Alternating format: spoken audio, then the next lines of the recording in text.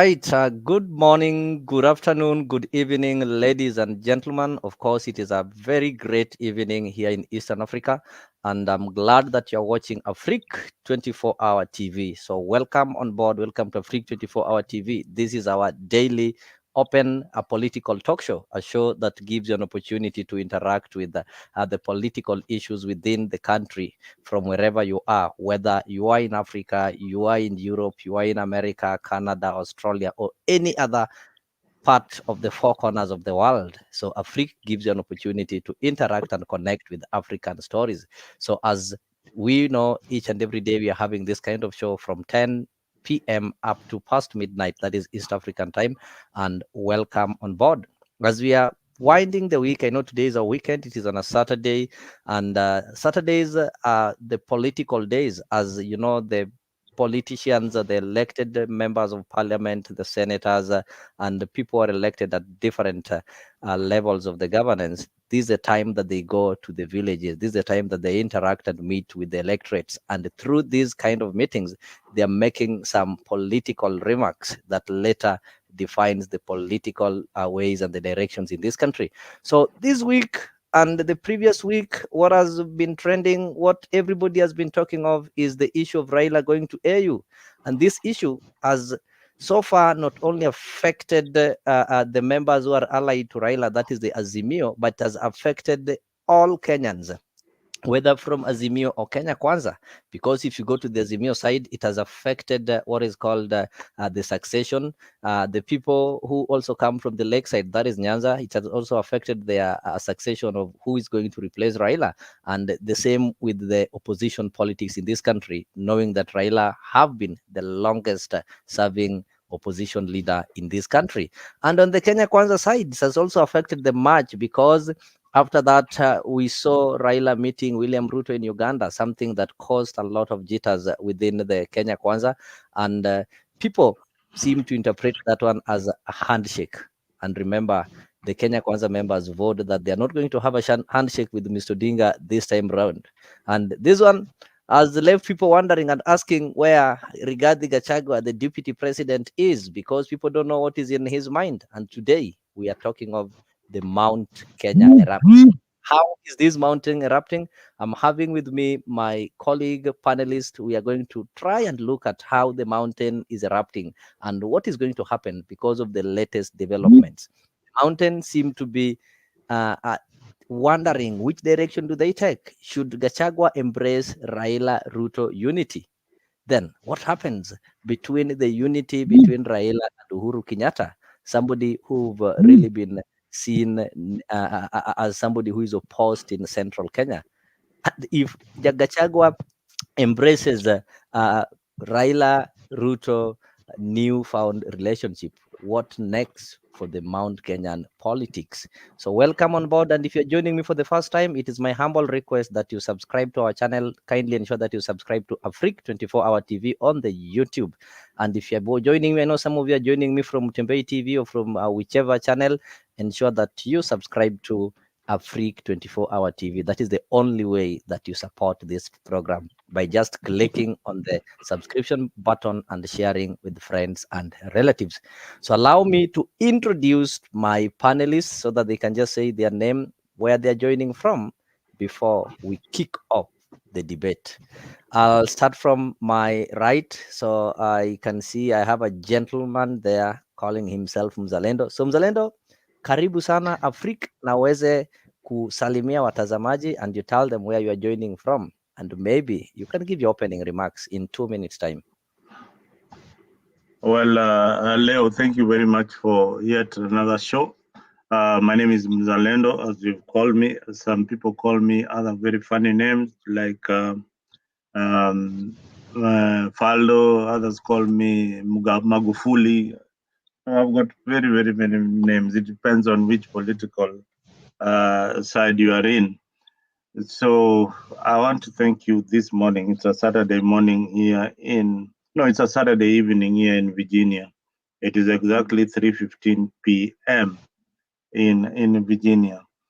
Well, I won't say much. There is so much happening in Kenyan politics, like a cocktail of events in Kenyan politics, and most people don't really know where to go to. So we'll dive into some of those issues and see whether we are in the right direction as a country. Remember, this is the time when we make the decisions, we as the citizens of Kenya.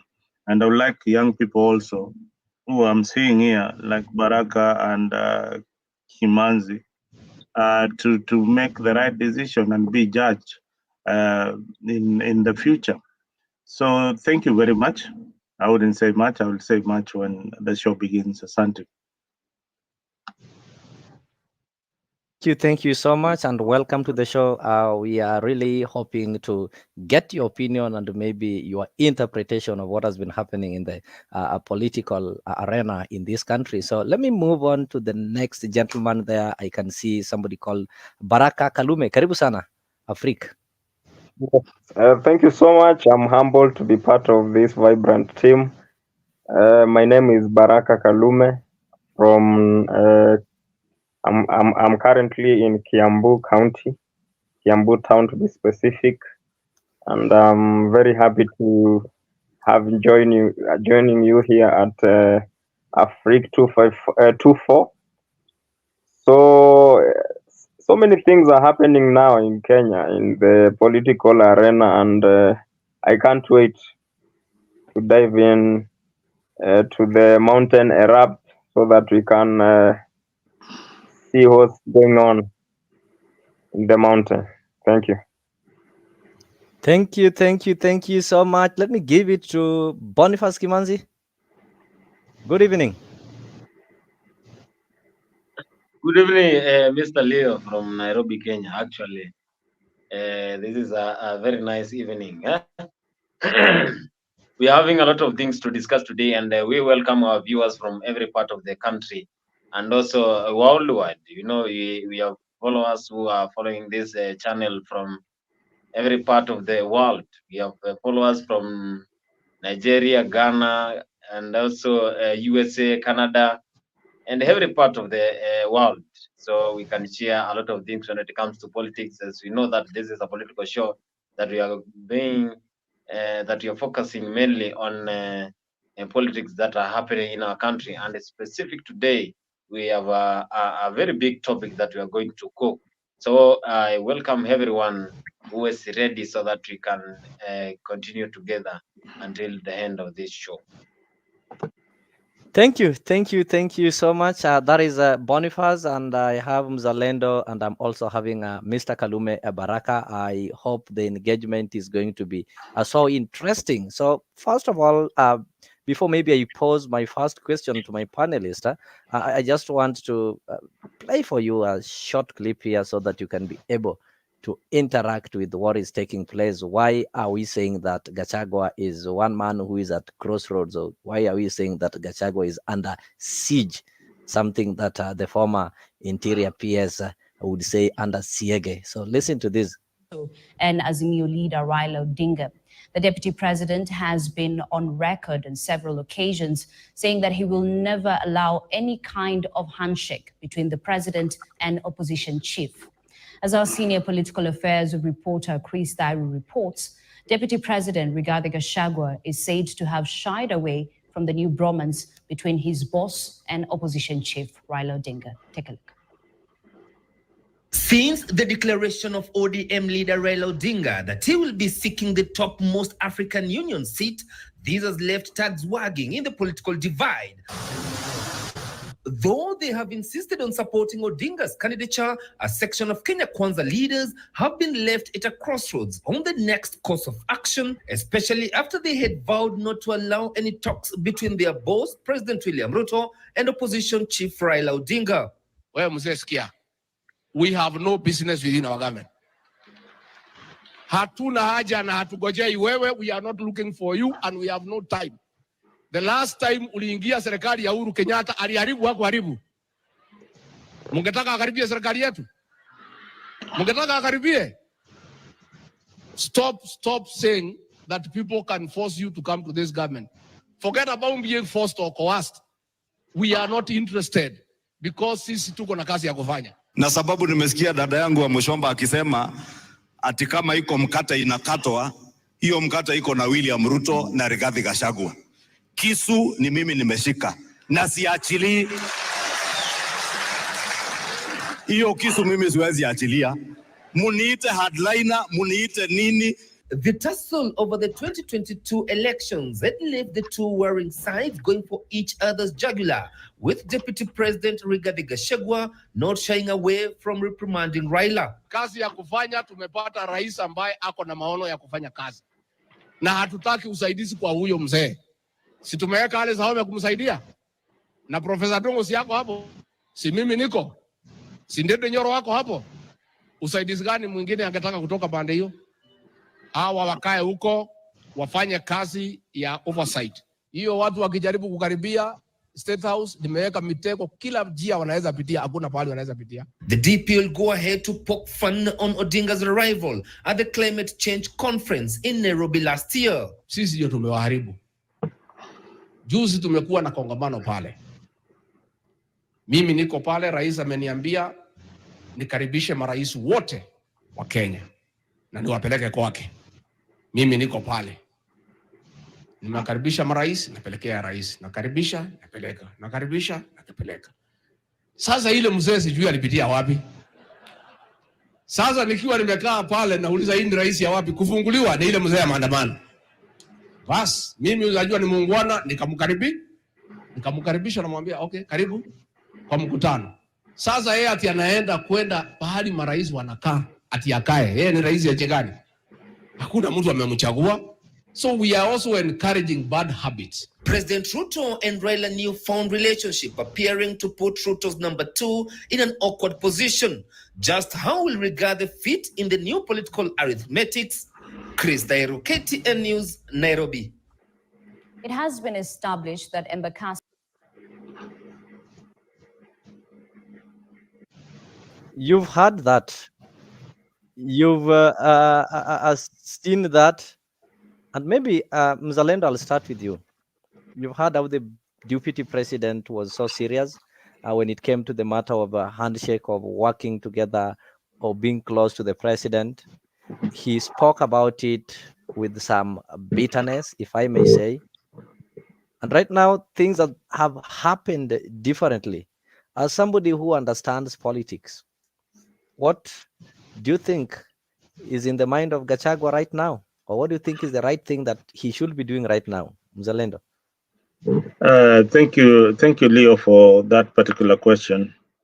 I want to say that right now, just as you had put it, the mountain has erupted, meaning that people did not anticipate, including Azimio and Kenya Kwanza, that there will be a time when Ruto and Raila will get together. But I saw it coming, and how I saw it coming is when in Raila's stronghold, there's a young man who is the PS for internal security, Mr. Raymond, who had been saying that Raila is really looking for the president to have a kind of talk. Maybe then the decisions that he was looking for forward to were not to join AU or either to join government. Remember, this election was hotly contested, and Raila had got people, he had promised so many things, and yet being in the opposition, he cannot give them any of those appointments. Ruto is the one carrying the sword right now. He has got an opportunity to employ any qualified Kenyan in any position that he wants. He can decide to appoint some Raila allies into government. So for me, I look at it deeply into locally into what Raila allies wanted. Is that they wanted the government, they didn't form government, they can't wait for 2027. They need something on the table. So they are pushing Raila on the other side. The bigger picture would be the shadow diplomacy that has been happening between Uhuru Kenyatta and William Ruto and the diplomats. So the Western countries want Kenya to be calm, politically calm, such that they can do their business in the best manner. So remember, after this deal, William Ruto already has been invited to the White House by Joe Biden.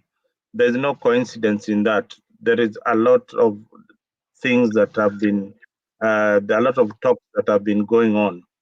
I've said several times that within 1 year, Ruto has positioned himself as an African leader. Yeah, if you talk with people in Ghana, they'll tell you about William Ruto, that Kenya has got a good president. If you talk about to people in Nigeria, they will tell you the same. So Ruto has positioned himself on the global stage as a very strong African leader and who can articulate the African issue. Now, moving Raila out of Kenyan politics, his allies will look at it like, okay, he doesn't want competition and all that. But that is a shallow way of looking at the politics. With or without Raila in politics, Ruto is still a force. In 2027, he would. Yes, Mzalendo, he would maybe still, if you can just stop it there a bit. I'm coming to that. That's the next question that I'm coming to that, and we'll be able to know whether Ruto is trying to eliminate Raila for the 2027 elections, or he's trying to ensure that he has got a weak opposition that can enable him to ride over when it comes to 2027 elections. So just hold on. Let me get a word from Baraka Kalume. So Baraka Kalume, just a quick one. Do you think Gachagua is happy with the recent development? Will he embrace it, or he is a bitter man who will soon get isolated, or who will soon isolate himself from the relationship that has so far been found between Raila and Ruto? It is not a secret, apart from being in Uganda. The next day, you saw William Ruto visiting Homa Bay, giving much promises, and he hinted of a possible working relationship between him and the people of Luo Nyanza. Promised to give Mashujaa Day, that is next year in Homa Bay, which will be done, or the event will be hosted at the Raila Amolo Odinga International Airport over there. So, what do you think is happening? I think Gachagua on my side, he's not happy at all, considering what has been happening for the deputy president. We saw what happened to William Ruto when he was the deputy president to Uhuru Kenyatta.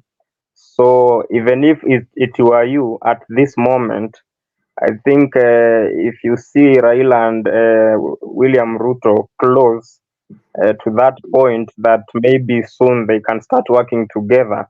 As the deputy president, I think he's not happy at all. But if the closeness that is there between Raila and William Ruto currently is because of the AU issue, I think maybe he will hold on and maybe embrace it at the moment. But if it will impact on Raila, maybe bringing his allies to the government, I think Gachagua will have to pull his allies together so that maybe he can ensure that Raila doesn't come that close to the government. But currently, as it stands, I think Gachagua is not a happy man. Thank you. That is brief and clear. Right now, you think Gachagua is not a happy man because of the developments, and he might oppose it when Raila brings his allies to the government. That is so wonderful. Mr. Boniface, Mr. Kimanzi, do you think it's possible for Raila, William, Gachagua, just work together without some rifts, without causing any without causing any problem within their maybe coalition partners and their political partners? Thank you so much, Mr. Leo, for this wonderful question. And again, I want to say that Mr. Deputy President Rigathi Gachagua is not happy at all due to the relationship that has encroached between Raila Amolo Odinga and President William Ruto. Considering that those two guys, that is Raila Amolo Odinga and Rigathi Gachagua, it's like water and it's like water in Sahara Desert. You cannot even find it in Sahara Desert. You cannot find water unless it is an oasis.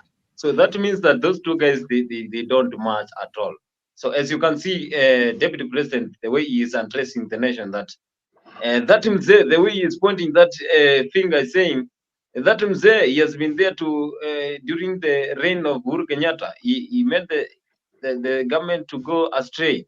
He means that the Raila Amolo Odinga, after the handshake with Uhuru Kenyatta, that is the only way that the government went astray. So he doesn't even wonder if this one can happen. And if it happens, I'm very sure that this guy will definitely be a problem, because he does not ever wish to be working with Raila Amolo Odinga. So I think Deputy President is not ready, and he has a lot of bitterness in him when he saw the relationship between President and Raila Amolo Odinga. You think the deputy president is not ready? Why do you think the deputy president is not ready? Yet what the deputy president needs and what any government needs is stability. If working together between these two leaders is going to bring stability, are you trying to insinuate that the deputy president doesn't want to see a stable country? He wants to see a country whereby it is us versus you. For example, you want to see a country whereby there is serikali yetu na wale watu wengine wazimio, a country whereby there is shareholders and non-shareholders. Does it mean that is what the deputy president wants?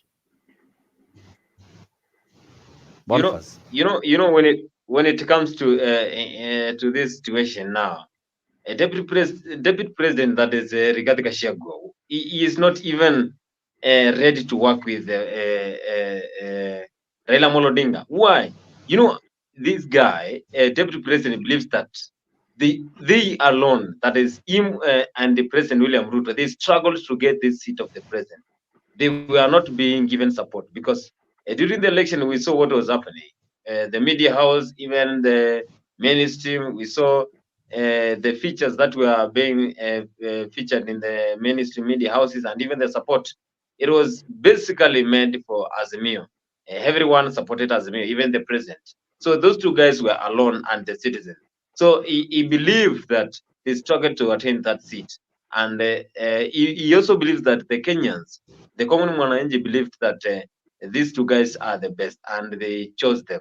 So if they maneuvered ways to get that seat, despite the president, that is Uhuru Kenyatta, supporting them, now he believes that they are able, and he always believes Kenyans gave them that opportunity so that they can serve and make sure that the citizens of the country are in good condition. But again, the question is, are we Kenyans, are the citizens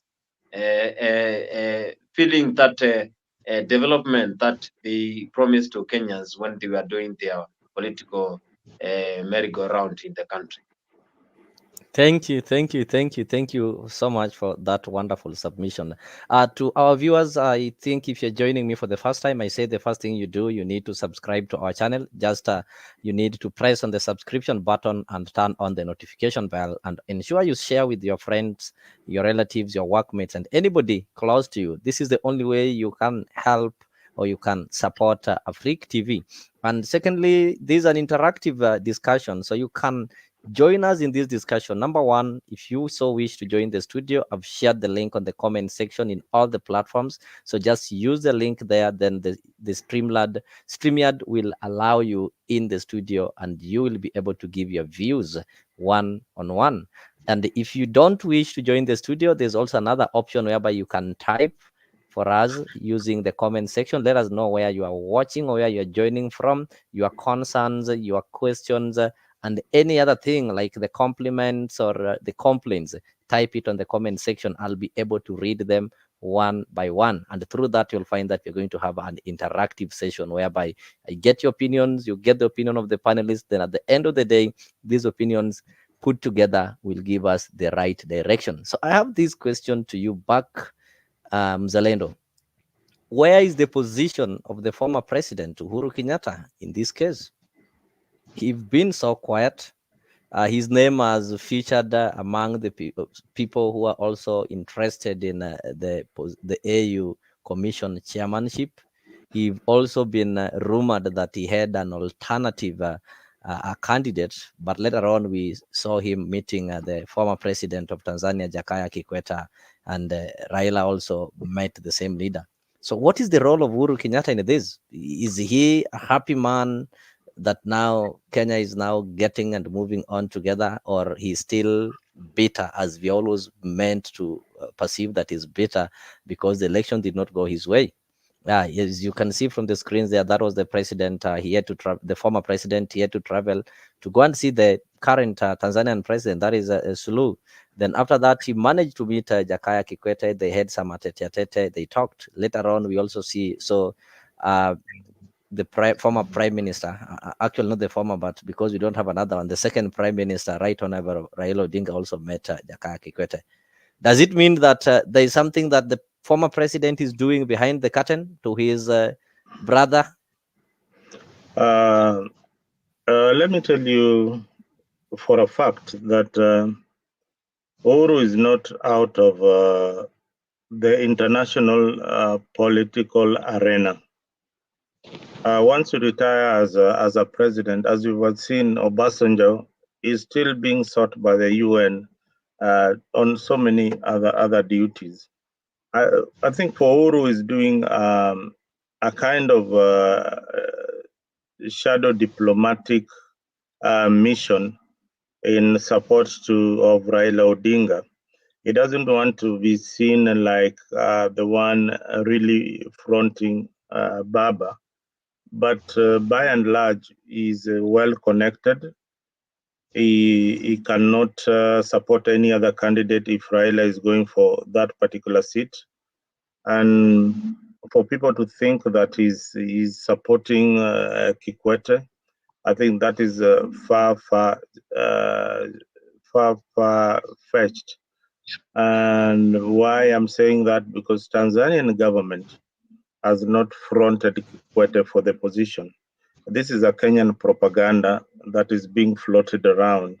If you were keen enough, then you'd look at what the Tanzanian press is saying. So far, the only candidate who has come on board is from Somalia. So the rest is just speculation. Remember, this election is on next year, 2025. So we might see a lot happening. We might see so many other candidates coming on board. And is it automatic that the West Africa will support Kenya? It depends again on the ties with Uhuru Kenyatta and William Ruto, and what the diplomatic friendly countries are saying. Those who want Africa to prosper to their direction. So that is my take on that particular issue. And on the second issue, I was asking you, Uhuru Kenyatta, apart from being the apart from being the fourth president of the republic, in Kenyan politics is normally some sort of patronage whereby we have people called the kingpins and the queenpins. Uhuru Kenyatta was brought on table as the leader of the people of central Kenya. The people did not follow his direction in the last general election, and people voted for Gachagua, whom we believe should be now holding the position of leadership that Uhuru Kenyatta held, because he's now the second most powerful person in the country and the most powerful person, the most ranked. Let me not talk of powerful, because people are powerful in different areas. The highly ranked leader in central Kenya. So now there's this issue whereby the president is working, has shown some signs of working with the Raila Odinga, who was their main opponent. Could it be that Uhuru Kenyatta now wants to interfere with the influence of Gachagua, so that at least he can now come back and tell them that, you see, I was your leader, you people, because when Uhuru Kenyatta shook hands with Raila, he was accused of betrayal. So will he go and tell the people the same? Will this one give him relevancy, or this one is finishing him totally? You see, Uhuru Kenyatta has served this country in many capacities. And he has served as in the highest office, and that is the presidency. For him to start meddling in local politics is demeaning to his status as a private citizen. I feel that first Uhuru is missing the attention that he used to get. And what he needs to understand right now is that the cameras have changed direction. They have tilted towards William Ruto. Once you are out of that office, then you are a private citizen. What Uhuru should enjoy is now his pension and the company of his family. I feel pity for him to come and still be involved in Kiambu politics. Although he's a resident of Kiambu, I feel pity for him. Some of these things he would have done before. And when is it the right time to leave the stage? For Uhuru, it is the right time to leave the stage. He has served in the highest office. Why do you think Uhuru should leave the stage at this moment when that's why Raila I'm Odinga saying is still on the stage? Unless there is something that is being coined to introduce other positions in the constitution. So Kenya is so unpredictable. These political players have been playing us. I've been playing ping pong with us. When they can show us the way they want, but it is all for their interest. It's all for their interest. Remember, BBI, 80% of the document was rubbish, 20% was good. So these guys keep on shoving us the way they want. And is it a good idea? It is not a good idea. It is now the right time for Kenyans to wake up and say, okay, fine. William Ruto, Uhuru Kenyatta, Raila Odinga, enough is enough. We need a force that represents the people. And if William Ruto being given the chance to lead this country, he has shown a lot of interest in the welfare being of the Kenyan people, including his enemies. What I would say about William Ruto that is so different from Raila Odinga or Uhuru Kenyatta is that William Ruto knows how to keep his folks together. He knows how to keep his group together. So maybe a question on that, maybe just for clarification. You say that William Ruto knows how to keep his folks together, which is different from Raila Odinga. Maybe you've not given a comparison to the former president.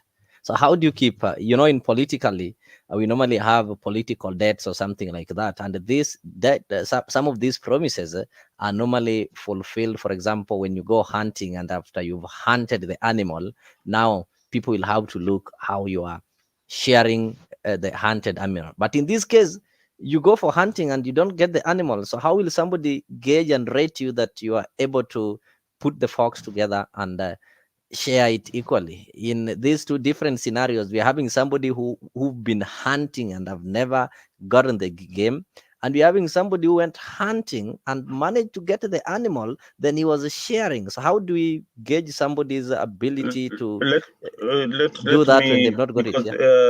That is another concept you're bringing in of a winner takes it all. But when you're going to war, when you're going to war, then you have your soldiers, you have your pawn, so the soldiers put soldiers in front of you, you as the general. There are others who are going to be injured on the war, on the way to the battlefield or on the battlefield. The Yes. people who are injured on the battlefield, you don't leave them on the ground. As the general and the captain of Azimio, you don't leave the people who have been injured. You see, there's a lot of injuries in Azimio. People like Kingi, people like Wetangula, people like who else? Mudavadi. These are people who have been with Raila in the war. So many other people who have been probably in ODM, and people like Dalmas Otieno who have been in ODM. These are people that he left behind, and these were the most important soldiers in that journey. Maybe to advise and maybe to see that he wins that war. But he said what he does is that he kills them. You know, he's a general who kills his soldiers, all of them, that I don't need you. We are moving on with the people that we want to move with. Now, William Ruto, on the other hand, he makes sure that even these soldiers who lost even the elections, he still has them. He still has them intact. You don't see them complaining anywhere. We still have them intact, but Raila does not. I think that one, I'll maybe before I want to move on so that I'll get back to you. But I think he's able to do that because he's now the one who is having the entire meat. He's the one now having the knife and the meat. So it is easy to keep them, even if they don't give them some notable appointments. For example, we're having somebody called Dennis Itumbi. Do you want to tell me this guy doesn't get some money? It's not really about that. Remember, when the that DP, is what keeps MPs. When Look the at DP, what happened after elections. I want to give you an example, Mr. Yes. Leo. When the DP had problems with Uhuru, Uhuru had got an opportunity to buy all those MPs who are on Ruto's side, but he didn't. He couldn't. He could not manage that because Ruto had kept them very, very close, either with his ideology or with his money. So it's not about that is true. But when you are told to choose between Uhuru, who is retiring, and William Ruto, who was promised that he's going to inherit or is going to rule after Uhuru, William Ruto, who is going to contest for presidency, anybody with the same mind will not follow Uhuru because Uhuru was expiring. He would be of no benefit. But William Ruto was going to contest. So sticking with William Ruto would enable you to push him so that he becomes the president. Anybody else who had his brains right would not follow Uhuru, who is retiring, unless they wanted to go and retire, because Uhuru had nothing to lose. Are you trying to insult Baba because following Uhuru? Okay, let me get it from Baraka Kalume. I'll get back to you. You're really contradicting I'll get yourself. back to you. Did you just insult Baba in that? Okay. No, don't put words in my mouth. I'll get back to you. Mr. Baraka, you are in Kiambu. You are in Kiambu. Kiambu is the county of the former president. Is the president still relevant and he can be able to give some direction to the people of the mountain? Or right now, does the mountain have a specific voice that when that voice speaks, we see the eastern Mount Kenya, we see the western Mount Kenya and the central Mount Kenya listening to the voice and following the voice, because we have the Merus, the Embus, the Kikuyus, yeah? So do they have a specific voice, or right now everybody is speaking for himself or for herself? I think in Central currently, everyone seems to be speaking to themselves, because I don't think there is a leader currently who maybe commands a strong force that maybe if he speaks, let's say currently maybe they are saying that maybe Rigathi Gachagua is the kingpin for Mount Kenya, but I don't think that he has the power when he speaks that everyone from Central can follow what he is saying. Because recently there was I think a funeral in Central where the former president attended, and on his speech you could see that he was commanding a huge number of the crowd. So I don't think that currently there is a leader in Central who maybe when he speaks, everyone can follow what he or she is saying. But in terms of, because I heard Mzalendo speaking about So maybe. before you go to Yeah, that, so are you trying to say that the mountain has been shaken? The mountain is shaking, and now when it is erupting, the repercussions. What happens when an eruption occurs? There are people who are going to be casualties. So are you saying the mountain is not stable right now? It is shaking. Yeah, it's yet to erupt. as it is, the mountain is shaking as it is right now. Yes, and You wanted to yeah. Mzalendo was speaking about William Ruto, that is a man who is keeping his flocks together. But if you compare William Ruto and Baba and maybe Uhuru Kenyatta, who is the former president, I think as Leo, what you said is true, because when Uhuru Kenyatta was retiring, the leaders who were around him and William Ruto, if you are a sane mind, you could easily choose William Ruto, because the former president was becoming irrelevant in the Kenyan politics. So if maybe someone followed him, he could be he was easily to become a casualty. So I think comparing maybe Baba to William Ruto right now, that William Ruto is capable of keeping his flocks together and Raila can't do that, I think it can be somehow unfair to Baba, because William Ruto is having the whole meat and Baba went to hunting and got nothing. So keeping his flocks together can be very difficult for him unless he got the loyal followers. I get you. So, in other words, you're telling me that in Central right now, there is nobody who has got that loyalty, loyal followers. There's nobody who can roar in the mountain, then the entire mountain listen. Because if you've seen the latest developments, everybody is on their own. We see the Kiambu, the Githunguri MP, Wamuchomba is speaking on her own. On the other side, we see people like Mwangi Wairia, we see the Karuas, like the mountain Let me is correct not you united. on Wamuchomba. Yes.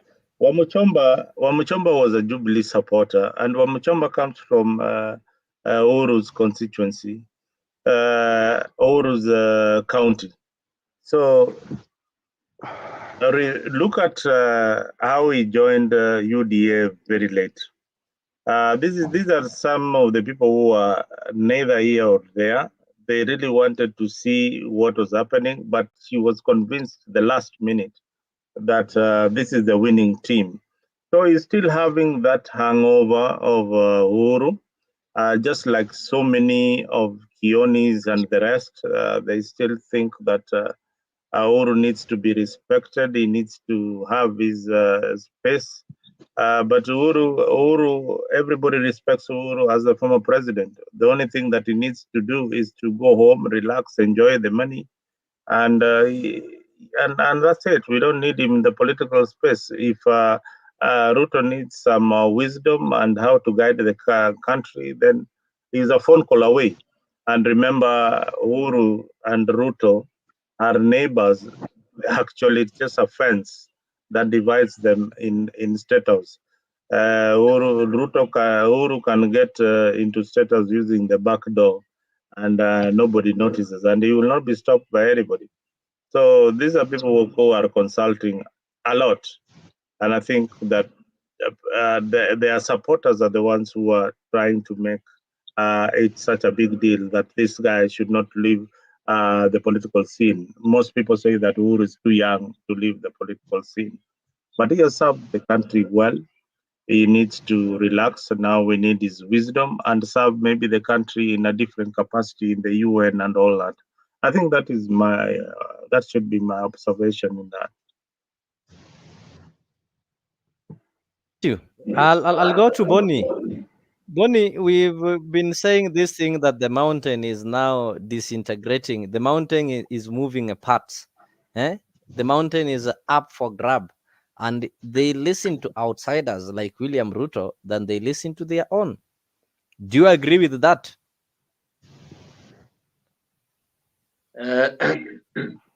You know, when it comes to modern side, that is the Mount Kenya region. Those people definitely they always believe that anytime they are going for general election, they must have a kingpin.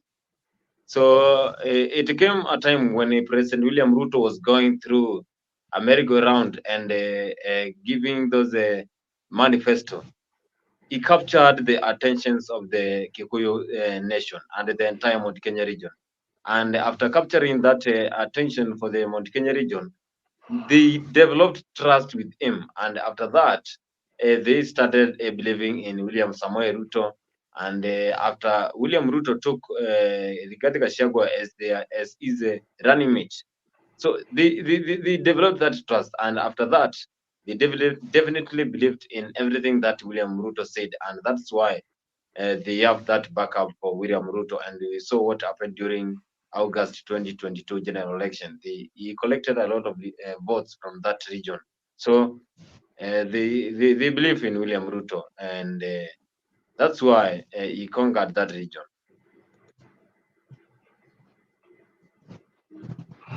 I just want us to listen to, this was the deputy president, how he passionately spoke in Embu, telling guys that you need to unite behind William Ruto so that you benefit in this government. So just allow me to play for you this.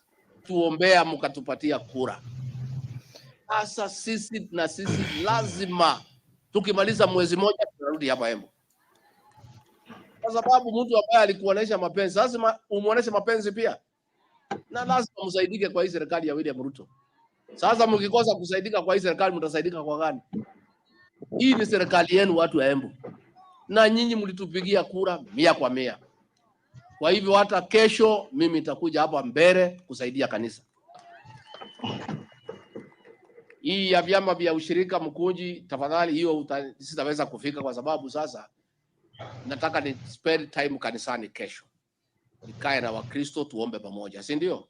So hiyo wewe tutapanga siku nyingine tutakuja, lakini nitaendelea kukuja hata tarehe 10 nitakuja kanisa nyingine pale Runyenye. Na nitaendelea kukuja. Hata mnitafutia shamba hapa. Mtanitafutia? Mimi ni mtu wenu. Na mimi niseme governor nikupongeze kwa kuweka umoja ya viongozi wa Embu. Na kina mama wale waliiba hapa ya mbele wamesema tukae tukiwa kitu kimoja. Hiyo timu ya wale. Tapitia hapo nitafutia nyinyi soda. Nyinyi ni watu wazuri. Wamesema Embu ikae pamoja. Governor, weka watu ya Embu pamoja. Kwa sababu hakuna maendeleo inaweza patikana bila sisi kuwa kitu kimoja. Uchaguzi uliisha, governor ni moja, deputy ni moja, senator ni moja, huyu Mundigi ambaye anaonekana. Ma MP wako, MCAs wako. Sisi tufanye kazi jameni. Tuungane zote tuongee na sauti. Na nikiwa hapa hebu nirudie vile nimesema. Sisi watu ya Mlima Kenya, Kikuyu, Embu and Meru, tunaongea lugha ngapi? Sisi ni kitu kimoja. Na sisi watu ya GEMA, watu ya Mlima Kenya, nguvu yetu ni umoja wetu. Na sisi tukiwa kitu kimoja, tukiongea lugha moja, tunakuwa na nguvu katika siasa ya Kenya, katika mambo ya uchumi, katika mambo ya maendeleo. Lakini tukikubali kugawanywa, tuanze kuongea hawa pande hii wengine pande hii, tutapotea kama jamii. Nyinyi mnajua siku tulikuwa hatujaerevuka, tulikuwa tunagawanya. Tukajipata kwa upinzani nje ya serikali. Mwaka wa 1992 tulikuwa hatujachanuka. Watu ya Nyeri, watu ya Kirinyaga, watu ya Embu, watu ya Meru, watu ya Tharaka Nithi na watu ya Laikipia na watu ya Nyandarua tukasimama na mzee Mwai Kibaki. Kweli ama uongo? watu ya Murang'a, Kiambu, Nairobi wakasimama na Kenneth Matiba, tukashindwa na Moi. Tulishindwa watu kushindwa, tukakaa nje mwaka 5, tukaumia. Mwaka wa 1997 tukarudia hiyo makosa, hatukuwa tumerevuka. Sisi pande hii Nyeri, Embu, Meru tukakufa na mzee wetu Kibaki. Watu ya huko wengine wakaenda kwa Charity Ngilu, wengine wakapoteza kura yao kwa Matiba, Moi akapitia katikati. Tukaumia miaka ingine 5. Mwaka wa 2002 tukaerevuka. Zote watu ya Mlima Kenya tukaunga Mwai Kibaki mkono, akapita na kura nzuri. Kweli ama uongo? Tangu siku hiyo sisi tumekuwa watu wamerevuka. Mwaka wa 2007 tena tukaungana Mwai Kibaki. 2013 tukaungana Uhuru Kenyatta. 2017 tukaungana Uhuru Kenyatta. 2022 tukaungana William Ruto. Sisi tunataka tukienda hapo mbele tutamchagua tena William Ruto kama tumeungana kama watu ya mlima. Negwadu waitu. Juzi nimeona vijana wamepotea, wanatumiwa na watu na maadui ya jamii hii. Wanakuja kugawanya sisi. Ati watu ya Murang'a pande hii, ati watu ya Nyeri pande hii. Hii ni wakati watu ya Kiambu, watu wa Embu. Hiyo ni njia ya kutugawanya. Ndio tukue hatuna nguvu katika siasa ya Kenya. Na mimi nataka kumwambia watu wangu nikiwa kiongozi wenu hapa mlima, nitafanya kila juhudi kuhakikisha hakuna kamutu hata moja kanaweza gawanya watu ya Mount Kenya. Tutaongea sauti moja.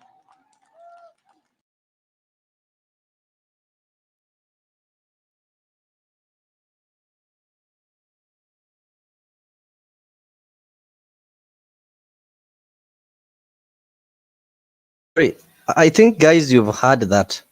And the deputy president has brought something so interesting, Bonnie. He talked of the 1992, how Moi managed to separate the central and kupita katikati, 1997 and 202. Before I don't even want to ask you a question. What are your comments after that? And he's now calling for the unity of Mount Kenya. So I don't know, when did Mount Kenya get? Does it mean that Mount Kenya Sai Ruto is another Moi? Boni? You know, Mount Kenya is a region whereby most of politicians believe that if we capture the whole Mount Kenya region, definitely 90% of the votes come from Mount Kenya region. So they believe that if you are from Mount Kenya region, there is a way that you can manipulate those people and get the votes from the region. So I think Mount Kenya region, William Ruto, as I said earlier, that William Ruto made sure that 99% of the attentions and 99% of the votes came from that region, because he knew that if I get 99% of the votes from the Mount Kenya region, definitely I'm going to win this election, because I have the support. If you have the support from Mount Kenya region, you know, there are different parts of the of Kenya whereby if you capture those wananchi or those citizens in those areas, definitely you will not have problems when it comes to general elections. We have the Lake region, that is Kisumu, Busia, Bungoma, and also western part, Vihiga, and also you move to the northeastern part of Kenya. When you come to central Kenya, you capture. You come to Mombasa region, that is the coastal region, you capture. And whenever you capture those 5 regions, definitely you will be 100% sure that you are going to win the election.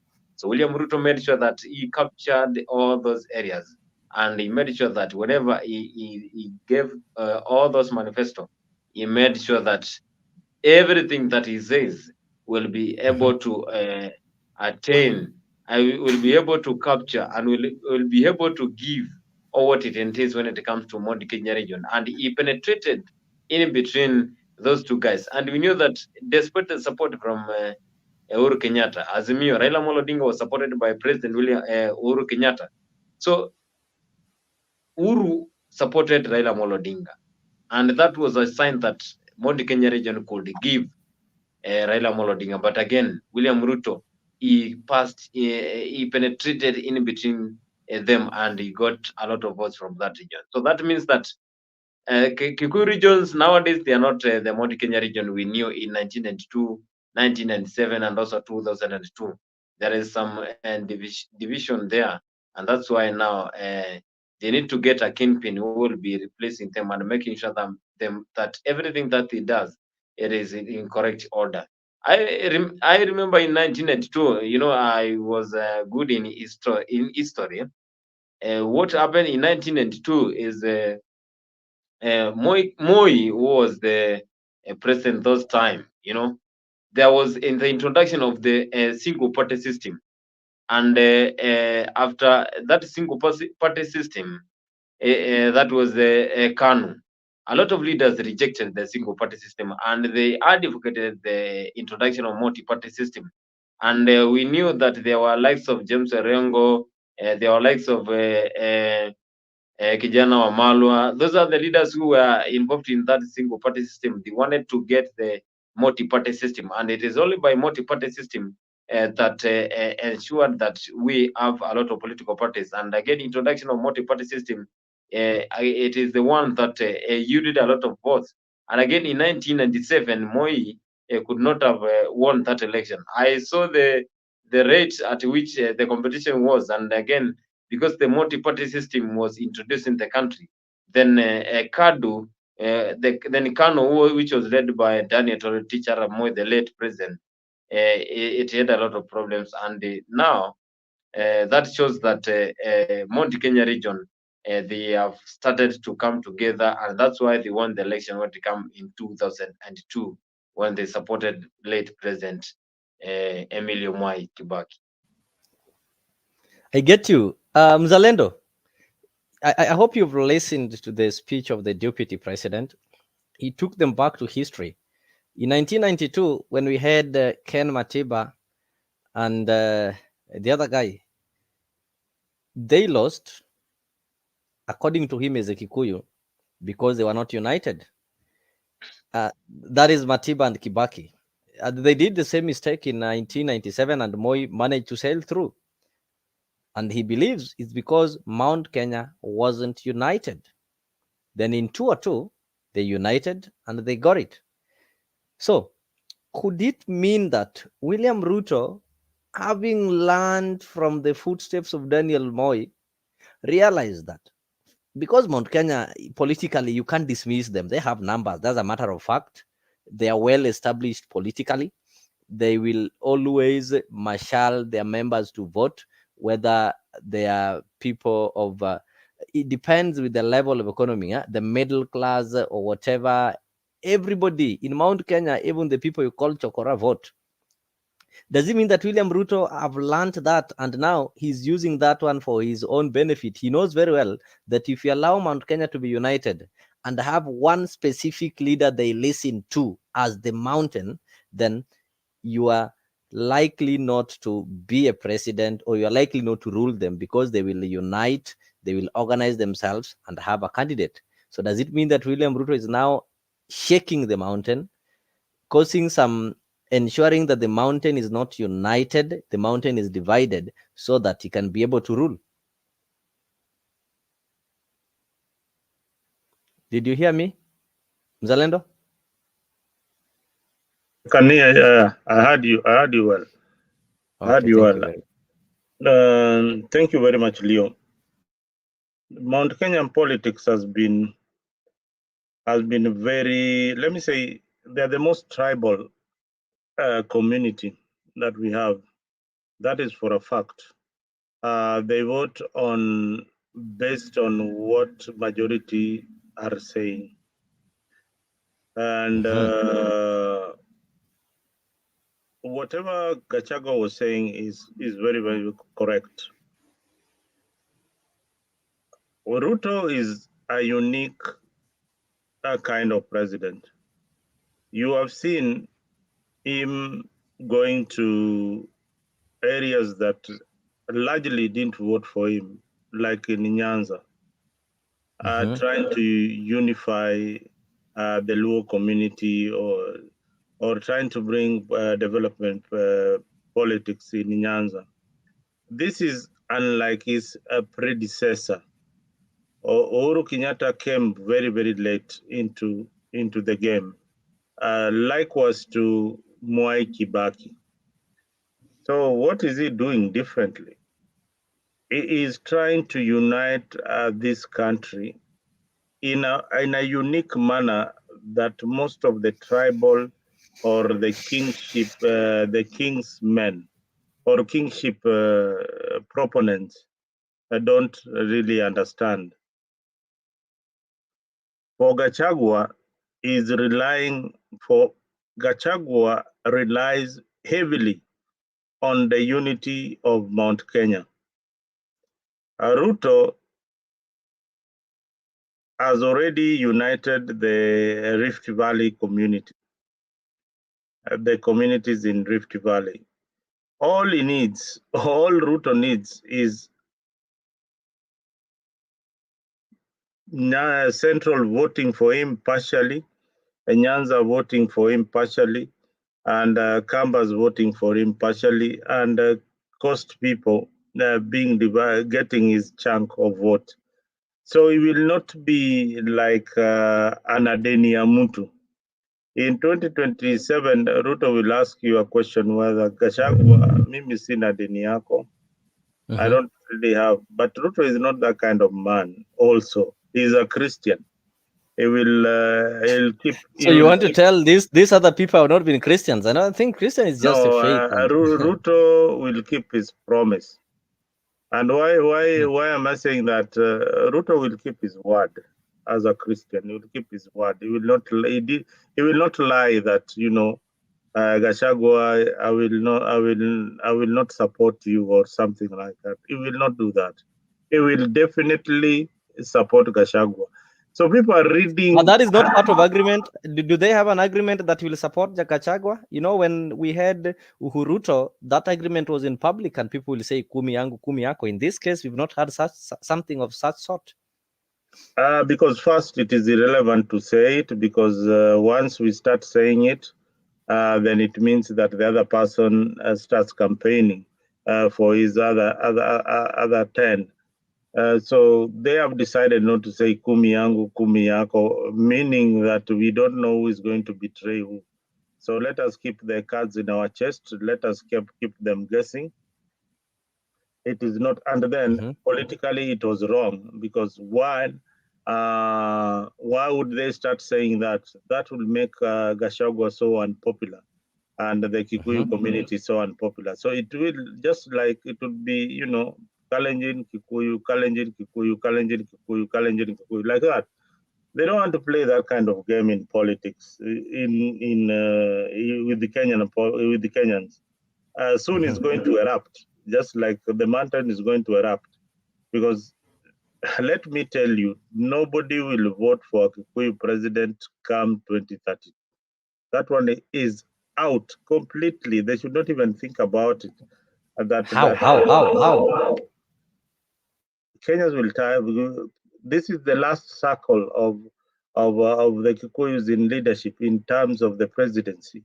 They can remain as the deputy president for the longest time. But if they really insist that they want to become the presidents in 2032, there'll be a very, very big revolt and that is the time. In fact, Gachagua will receive the humiliation Moi received. Believe you me, if he decides to go for 2032, but if he decides to be a patriot, he would say he is contented with the vice president's position. All right. If we decide and we will look for this seat, Ukombele, that is the only way it will work. But if he decides to go for it in 2032, wewe kitaumana hii nchi, kitaumana, wacha nisikakudanganya. Hiyo haitawezekana, because itakuwa ni mwenendo, itakuwa ni routine ya kikabila, na more so between Kalenjins and Kikuyus.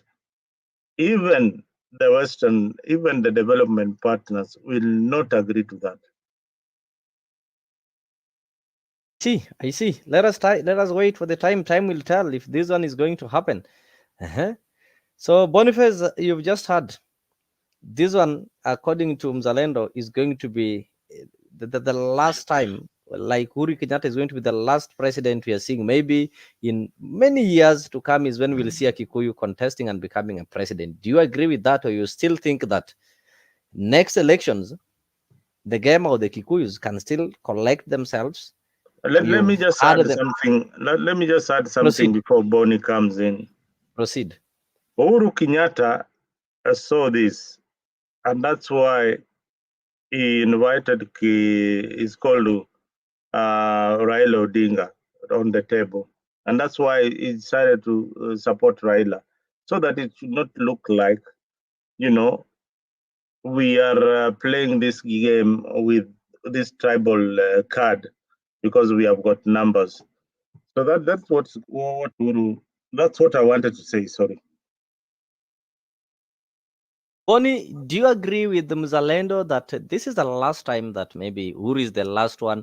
We are not going to have a Kikuyu president because obviously, as things stand by, it seems that this kind of having the Kikuyu Kalenjin domination, people are getting tired and sick of it.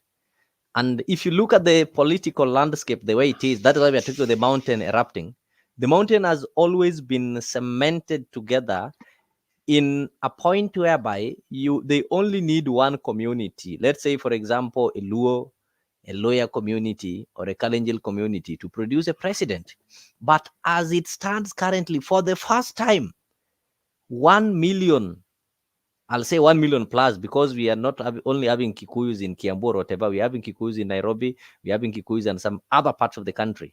For the first time, 1 million plus Kikuyus voted for somebody who was not a Kikuyu and who was not a Kikuyu sponsored candidate. They voted for Raila. So do you agree with that? Yeah. I think this is the high time now we say goodbye to president-elect when it comes to Kikuyu. As Mzalendo has said that Kikuyu should now forget to get into the presidency when it comes to election come 2027 and come 2032. Kenyans are tired, and again they want to change the reign. They want to change the dynasty.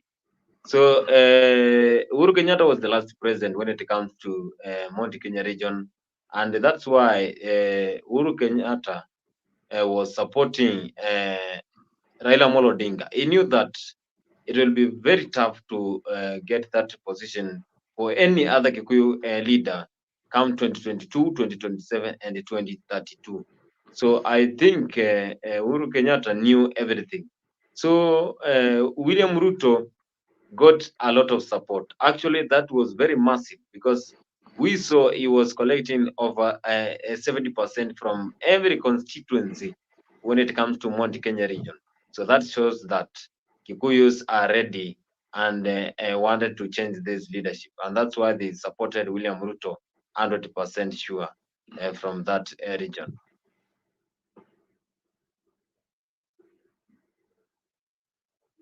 I think I'm losing your connection, but it's okay.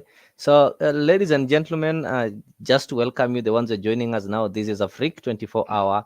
This is our open political show, a show that comes on your screen every day. We're just discussing matters Kenyan politics. And if you've not subscribed to our channel, kindly ensure that you subscribe to our YouTube channel, you like and follow our Facebook page. And of course, we are also in X, or the formerly Twitter, and TikTok. Look for Afriq 24-hour TV. Subscribe. We are having more than political shows. We're having several programs that are normally lined up for you so that we keep you connected. Actually, our theme is we are connecting you with African stories. So everything that we do here, we ensure that we connect you with the stories that are happening within Africa. Like for those people who love watching our shows on Friday, we normally have what is called the Bed of Roses. So don't miss this kind of. Join us every Friday from 8 p.m. to 9 p.m. for a captivating journey into the world of love, relationships, and romance. Presented by the dynamic trio Maggie Knox, MC Jesse, and Annie Waweru. Bed of Roses promises to be your weekly weekly dose of heartwarming stories, insightful discussions, and expert advice on matters of the heart. Whether you're single, in a relationship, or simply love a good love story, this is the show for you. Don't miss out on the chance to unwind and indulge in the joys and challenges of love, all brought to you by our talented hosts. Tune into AfriqTv every Friday from 8 p.m. to 9 p.m. and let us guide you through the enchanting world of Bed of Roses. Subscribe now and mark your calendars. You don't want to miss this. See you there. Yes, welcome back. That is one of the shows that we normally have on Friday. And if you missed it, the one that we had this Friday, I'm telling you, it was hot. They were talking of the, how do we call it? Okay. If you go, I don't want to I want to tell, we were talking about introduction of that party. Introduction of that party in bed. No, forget about that.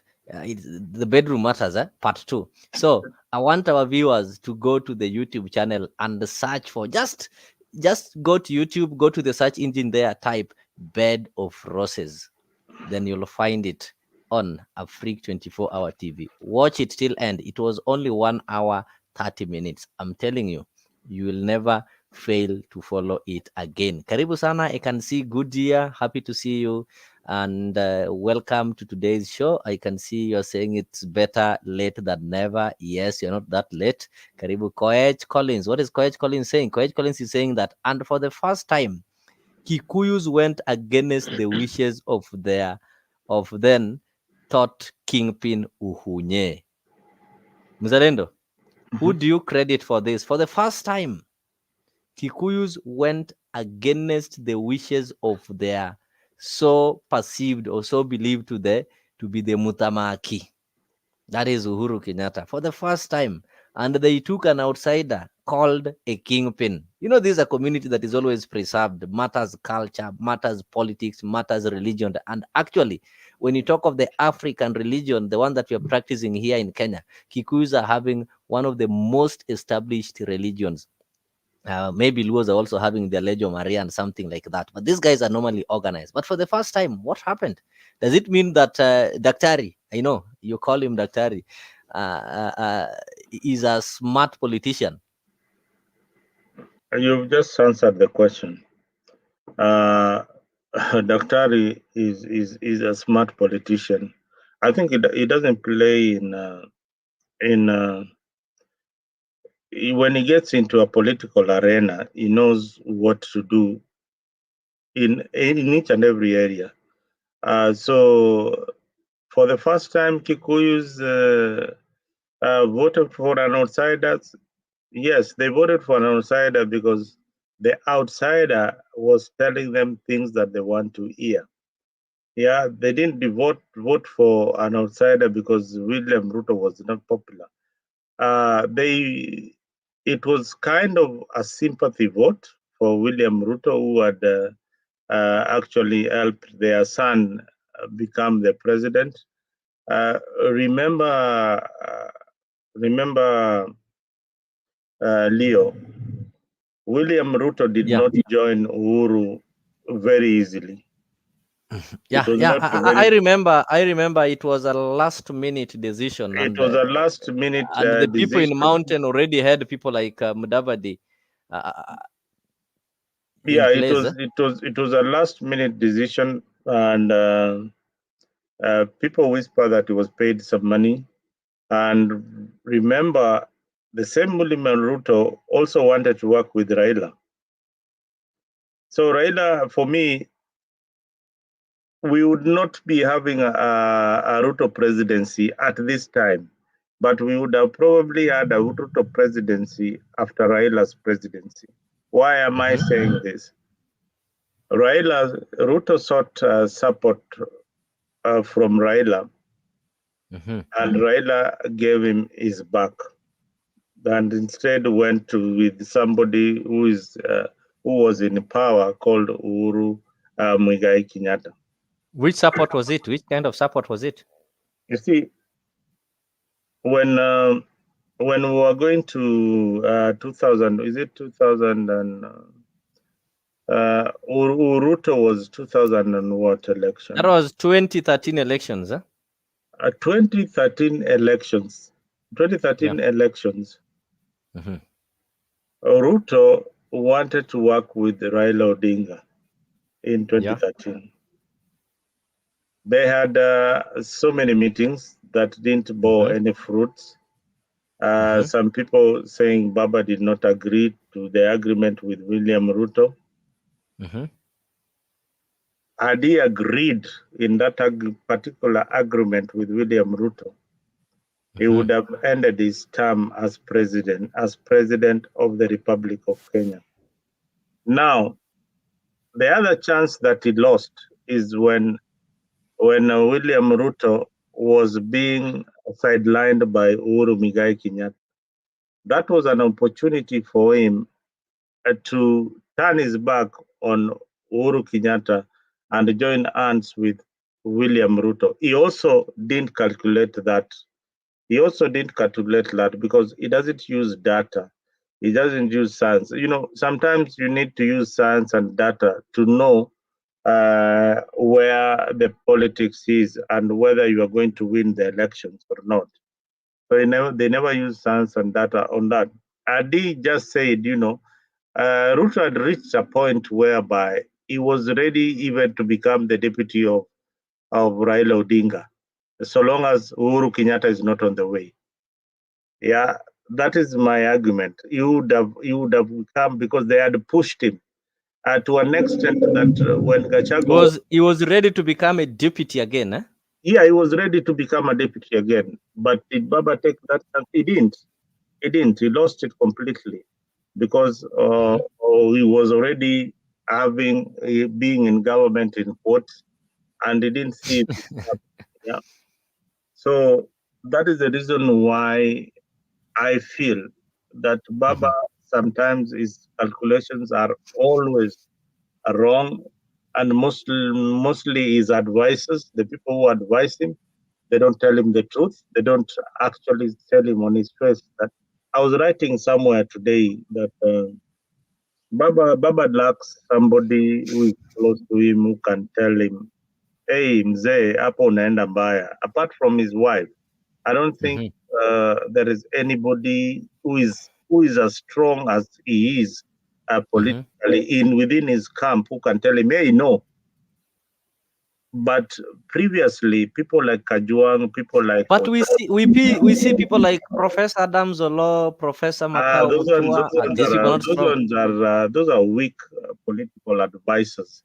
They are weak. They are still in the old political mentality. You know, politics has become so dynamic. The issues that Adam Solo during his time were dwelling on and the way the politics has changed now are not the same. There are new books which are written each and every day. Science is developing each and every particular day. Technology, the same. Politics also develops. But if you rely on these old guards, and Baba loves that, he loves titles, he loves professors. That's why we had people like Professor Makau. What value was he adding to his team? Yeah, we had, he is a title that comes with Professor Makau. And, for Leo, you knew that when Macau is brought on board, now we have somebody, who will add value to Baba's team. But look at the value that Macau added. Very, very dismal. Are you trying to insinuate that when it comes to politics, it doesn't need some intellects, it needs maybe things like psychophancy? Because if you're talking of the end, they had the Professor Macaus and the Professor Adams Law. At some point, he had people like Barack Muluka. But on the other side, we are having Mkarabati, Sudi, and the likes. So are you trying, what the relationship between the intellect? What I'm trying to tell you is that Baba is not local. He has not portrayed himself as somebody who is down to earth. Yeah. He's neither a middle class. He plays this class of Uhuru. Yeah. And he comes very late in the game to associate himself with the locals. That's why you saw him in in Jacaranda. The other day, you saw him at Uhuru Gardens trying to be this local leader. But you see, he's struggling to become. He's not. William Ruto would hop into a matatu and be like anybody else. Baba would hop into a matatu in a suit and be like, what am I doing here? You'll find like if he hops in a matatu, people will like, what is this guy doing here? You understand? So he has put himself in that kind of a situation. Either it's by design, but unknowingly that it is working against him. All right? Because the people you find around Baba are not. You'll find engineers, you'll find surgeons there, as his advisors, you'll find professors. You know, you will not find your local somebody who is so local seated in that table trying to give his opinion. The who is who is what makes that political circle of Raila Odinga. But on the other hand, William Ruto tries to portray himself like, the chicken seller, the maize seller, those kind of names. Then it gets into people's head that this is one of us. Yeah, this is one of us. Utasikia baba siku moja akikwambia nilikuwa nauza uji pale Kondele. Strategy. Yeah. Si alikuwa anapanga kwenda kuuza mandazi pale Kibera. Unasikia alikuwa anapanga kuenda, alikuwa lakini huyu mtu anakuambia niliuza papo Kondele, nilikuwa nauza pale, unaona pale tena he can describe for you that place alikuwa nauza hiyo mahindi. So that helps him get into the mind of the locals. Yeah, tulikuwa tunaona akienda kwa mikutano wakati wa campaigns, alikuwa akipatana na mama anauza kama ni mahindi ananunua na anakula, akipatana hata kama ni shati za wale hawkers ananunua. Ule ni William Ruto. Hiyo ilimfanya kabisa watu wajue. Tulikuwa tunaangalia bado kuna shule fulani alitembea akiwa na waziri fulani kule Lang'ata, akaanza kupakulia watoto chakula. So watu wakaingiliwa tu na ile ya huyu ni rais ambaye tutamfanyia mazuri sana kama 2027. Unaona ako he didn't disappoint. I get you. And for the ones that are joining us, actually, we were just weighing on the mountain erupting. And from what I've gathered from the panelists who have contributed, it's indeed true that the mountain is erupting. And now the mountain is not as intact as it had been before. You've also heard from the deputy president himself calling upon the mountain to unite. Why is he calling the mountain to unite? It means there is danger. So what we don't know is the extent of the eruptions and what is going to become the aftermath of the eruptions. Are we going to see a mountain that is going to produce their own presidential candidate to oppose the current president in the 2027? You know, they say in elections, once you've done voting, people start thinking of the next general election. Only those people who are politically foolish are the ones who will just relax and wait for the campaign window, then start campaigning. But the ones who know what they want, they start campaigning immediately they win or lose the last elections. So maybe in a parting shot, as maybe we crown it, I just want to get your opinions, guys. Do you think, these are questions that people are asking, that because you've seen the moves of the president, actually, he is the one that we can say is responsible for the eruption that is happening in the mountain. It has never happened for the longest time, actually. Moi is the one who did it last, but it has never happened from that. These guys have always been recollecting themselves and moving together. So Boniface, if I start with you, do you think that in 2027, we are going to have a situation whereby the mountain will have their own force against William Ruto? Because when you see William Ruto going to Western and having trips in Nyanza, it tells you he's courting people. And if he comfortably became the president without the Nyanza and the Western, why would he be worried and keep on moving each and every day to Nyanza and Western? It means he also sensed some danger. He's also seen the possibility. He knows what is happening, and he also feels that if these guys keep on moving like this, they might oppose me. Do you see such kind of scenario? We are having a mountain having their presidential candidate in 2027 to oppose William Ruto. Boniface. Yeah. I see it. And again, William Ruto is a president who is very intelligent and he is a very brilliant president. And again, the circle that surrounds William Ruto, it is one of the best PR and also the best political strategies, whereby they can make sure that everything that entails politics and any loop that comes through, they are able to identify it. So they realized that in the Lake region, they lost a lot of votes because it is in the ruling United Democratic the Lake region that Raila Odinga and the entire Azimio got a lot of votes from that region. So he's trying to manipulate those citizens from those regions. He's trying to be friendly so that it's by that friendliness is going to collect a lot of votes. And again, now he is supporting Raila Odinga when it comes to AU chairmanship.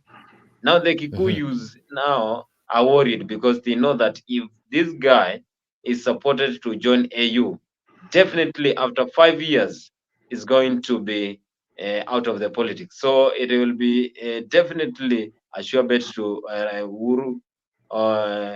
It will be a sure bet for William Ruto to win this election because he has the support from all the regions. So if he gets the support from the Lake region, so that is a sure bet that is going to win the election come 2027.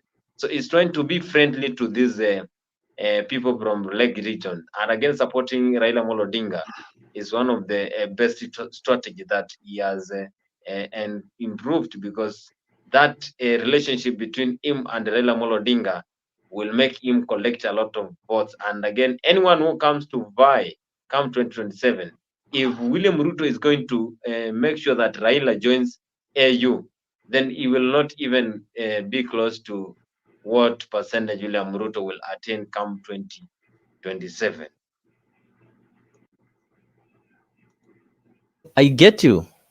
Mzalendo, shall the people of Central turn their back and see that, okay, we want our own, we want to regain our political dominance, we want to speak as GEMA, we are now having a candidate, because it's a conversation that is going on. You heard people like Waria saying that people should not be talking of who is going to deputize Ruto. People should be talking of who is going to face Ruto from Central. Do you think his Lakeside brothers and sisters will give him support? Or the people will also run away from him? Oh, Gachagua. William Ruto, not Gachagua. Oh, William Ruto. Yes. When I told you that William Ruto finished Moi politically in Rift Valley, together with his children, all of them. He managed to finish Kano in Rift Valley. He has done the same to Jubilee in Central. Today, Jubilee, there are pockets of Jubilee Party in Central Kenya. If elections or by-elections were held today in any part of Central Kenya, UDA will win. That tells you that, and he has told the political parties that are coming to join him, he has told them to wind up those political parties because we want one vehicle called UDA.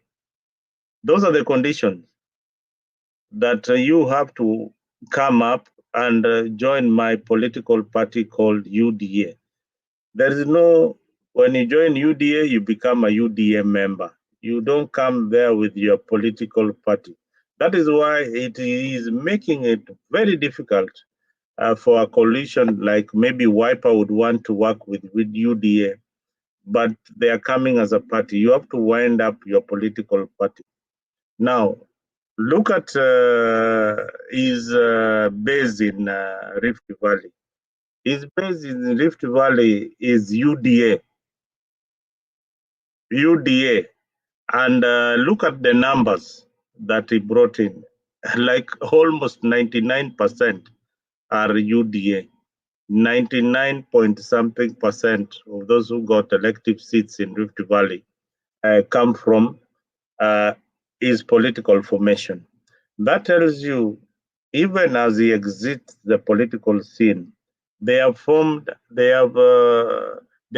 a political party that is rooted on the grassroots. It has got the foundation of the grassroots. It has got the nerves of the people in the ground. That's why people like nobodies like Toto would emerge and become a woman rep in UDA. That cannot happen in Nyanza with ODM. No, it can never. So that is why you have people who are, Koti Moja, the governor for Kericho. Koti Moja, because he had only one court. Amekuja na Koti Moja. And he became a governor. He became a governor. So that tells you the uniqueness of this political party. It was rooted on a foundation of the people, by the people. So that is the difference between when Ruto exits the scene of politics and when Raila exits the scene of politics. When Raila is exiting the scene of politics, you've already started seeing the people who want to become the party leaders. You've had people like Babu Owino being floated in. You've had what is this? What happened to Kenyans? The narrative, we went from the egg cases to clown clashes to rigging to mandamano to buying up parliament to attempted judicial gambling. How comfortable or blind we are. I think Larry, maybe to answer you, because respond to that. yeah, this is a very important question. Like the narrative of the egg is vague. Let's go to the egg. The clashes to rigging to mandamano. Let me start with mandamano. Mandamano, why tulikuwa tunaandamana. Did they really mean maybe the people in the streets were really andamana ya ukweli, walikuwa na andamana ya ukweli, but watu wale viongozi walikuwa wanajua bei ya unga, hawakuwa wanajua bei ya unga. Could they afford that unga? Yes, they could afford that unga. Was there a need for them to go to the street? They saw it as a political means to sell their agenda and to be on the table to bargain for power. Larry, you are still lost in this in this politics. This politics is not about you and me. This is politics is about them. You need to understand that first. This politics is about them. When you understand that politics is about them, and we fight for them, we fight for them, we take our lives, we kill ourselves for them.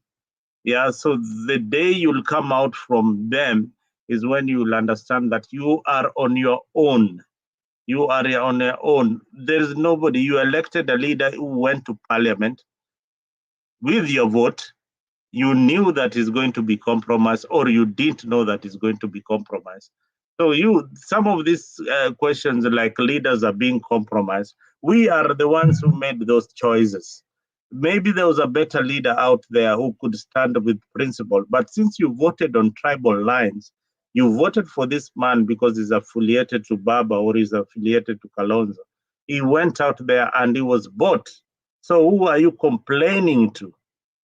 Who are you complaining to? It is you who voted for this particular individual. If he was going to be compromised, for him to be compromised, it needs someone to talk to. So Ruto does not come with the money in course. I don't know whether they are compromised or whether they believe in his ideology, but let's assume that they were compromised. Let's assume that they were bribed. You know, for you to bribe a police officer, for instance, I'll give you an example.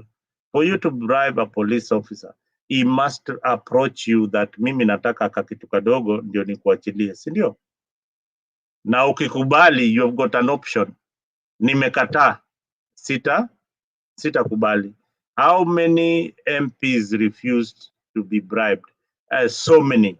Why couldn't they be like the Sifunas and the rest who were not bribed? The answer is with the electorate. You elect people who are not capable of handling anything, not capable of legislating. They are looking for money in parliament. And that is why we have a situation whereby you are thinking that, hey, this MP of mine was bribed. He was bribed, but in the next election, you're still going to vote for him. That's a problem.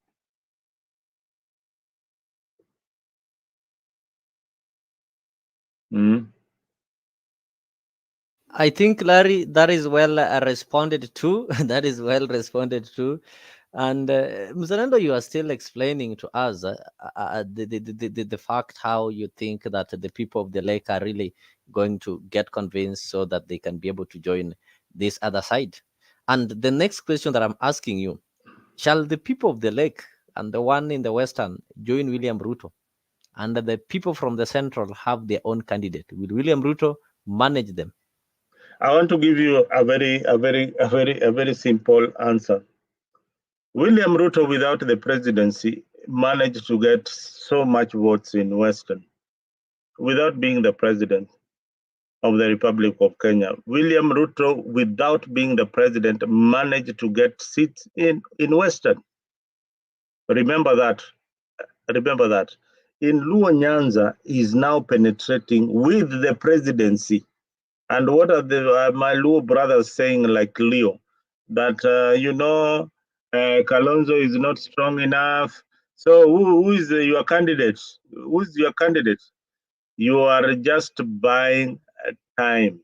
You are all going to UDA. There is nothing that you are saying that Kalonzo is not strong enough or blah, blah. A lot of stories that you are saying, especially people from Nyanza. They're just waiting for the signal. When Baba will tell them that go this direction, they will definitely be added to UDA the way they've been added before. So there is nothing like their principle. There is nothing like they believe on. That house was built in quicksand. They are on their way and knocking on Ruto's doors and windows that we want to get in. So that is my take, Leo, on that particular issue.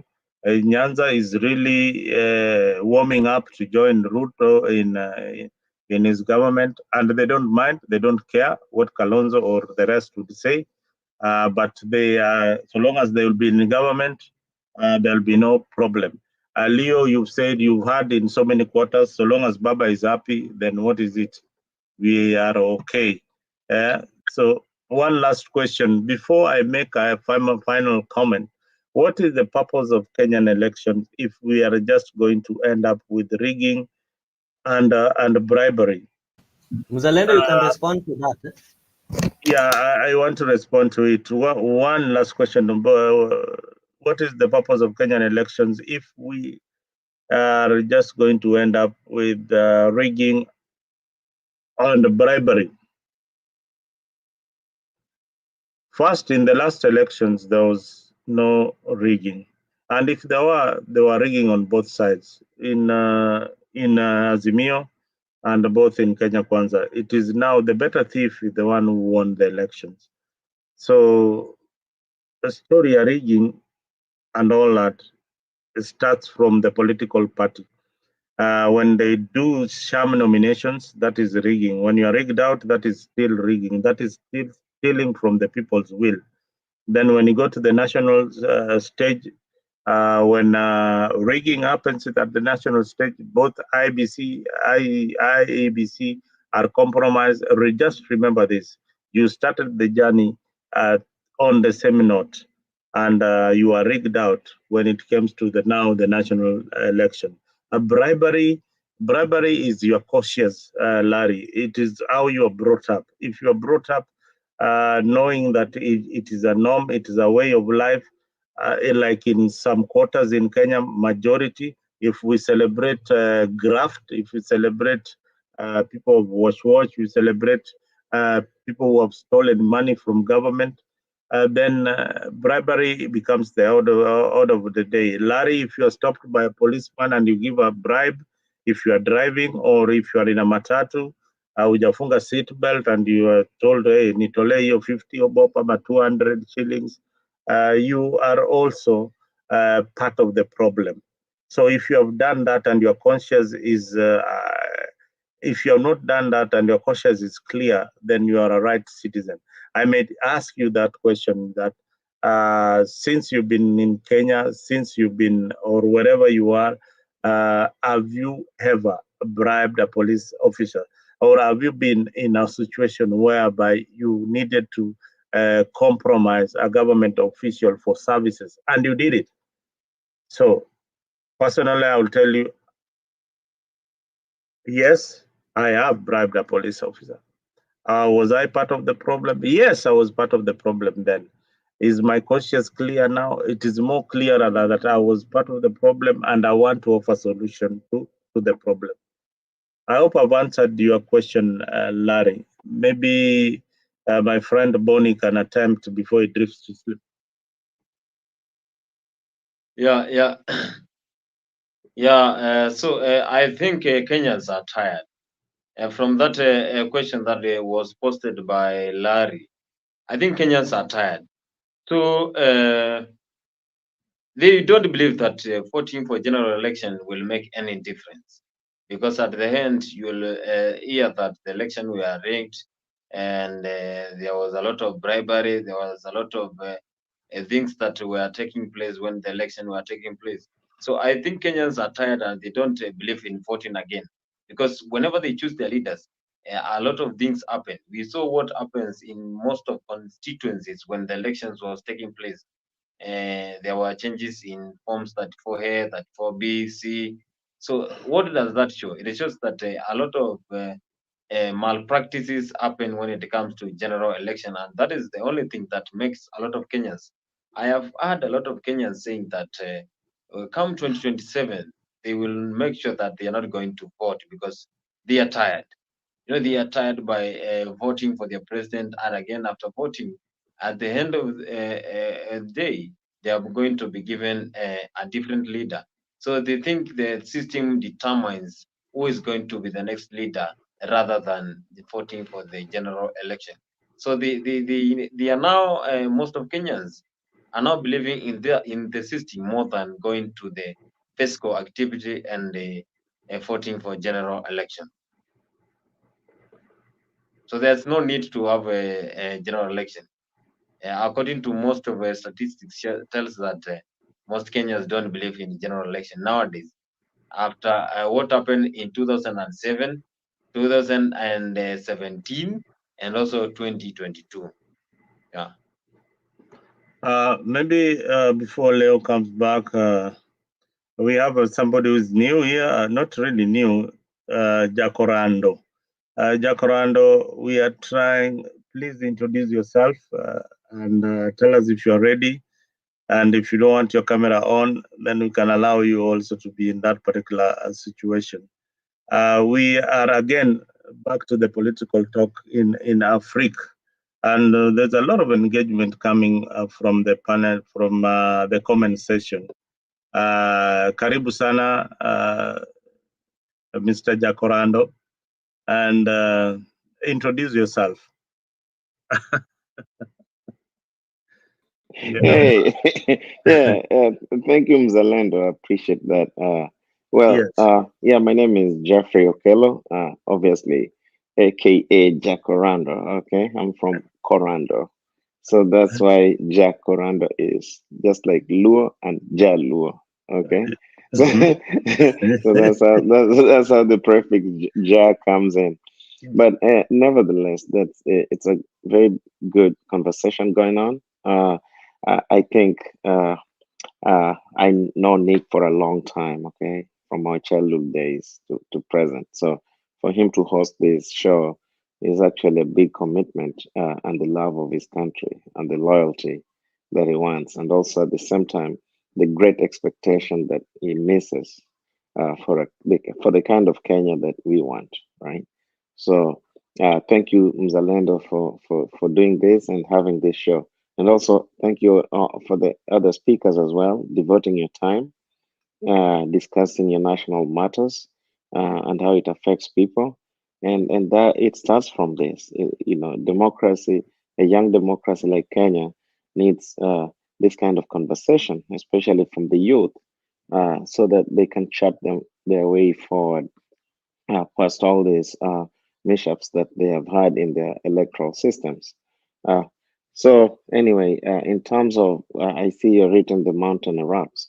I don't know what that means, but if there is any Mount Kenya that erupted, I just saw it on Google Earth that it's still very active. Okay, so Maybe can I take him through? Can I take Jakorondo through the mountain that we are talking of? Sure, yeah. Because Okay, Jakorondo. before you take me through, I just want to also make sure that the Lake Victoria is very calm and chill, and it's the water is very fresh. So it. yeah. You go ahead. Actually, because you've talked of Lake Victoria being calm, that one Mhm. tells me that you understand the context of what we are actually discussing. What Yeah. we've seen happening in the mountain ever since, Mhm. those people who are 30s and below, Mhm. we've always known a mountain that is strong and united, that even when one person speaks, even that person vending or selling some sweets on the streets and comes from the mountain will speak the same language. But from the 2022 general elections, things happen differently. So we thought that later on the mountain will have to put the house in order and have maybe a proper direction, or somebody who can be speaking on behalf of the mountain, or they can follow the same a line of political decision. But as it happens now, the mountain, we are having people who are speaking different. Like there are some eruptions. Everybody is speaking for himself or his or her group. And even the deputy president today said it, and he was calling on the mountain, the GEMA, that is the Gikuyu, Embu, Ameru, and the Mbere, to come back together and speak as a community, politically or economically or whichever way. He echoed what happened in 1992 when some voted for Kibaki and some voted for Ken Matiba. They lost because they were not united. He echoed 1997, the same thing Mistake did, and he's calling and rallying the mountain that, we should not be having different voices. And you'll remember for the first time in 2022, over 1 million GEMA votes went outside the GEMA basket. So I think that one gives you an insight. Thank you. I think first let's start with this. Kenya got independence in 1964, 63, and obviously was declared a state in 64, right? And the first president, Jomo Kenyatta, is from central Kenya. He ruled until he ruled with the how do you call it, the Mount Kenya Mafia, right? And until 14 years that he passed away. Then obviously Moi came and ruled for 24 years.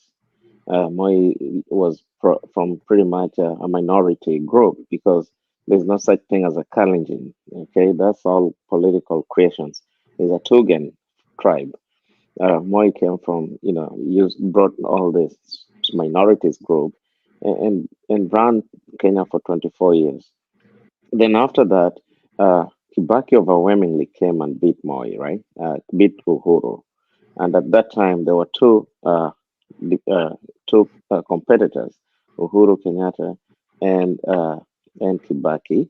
I think there was also Orengo who was running, and I think there was also another small candidates with very few followers.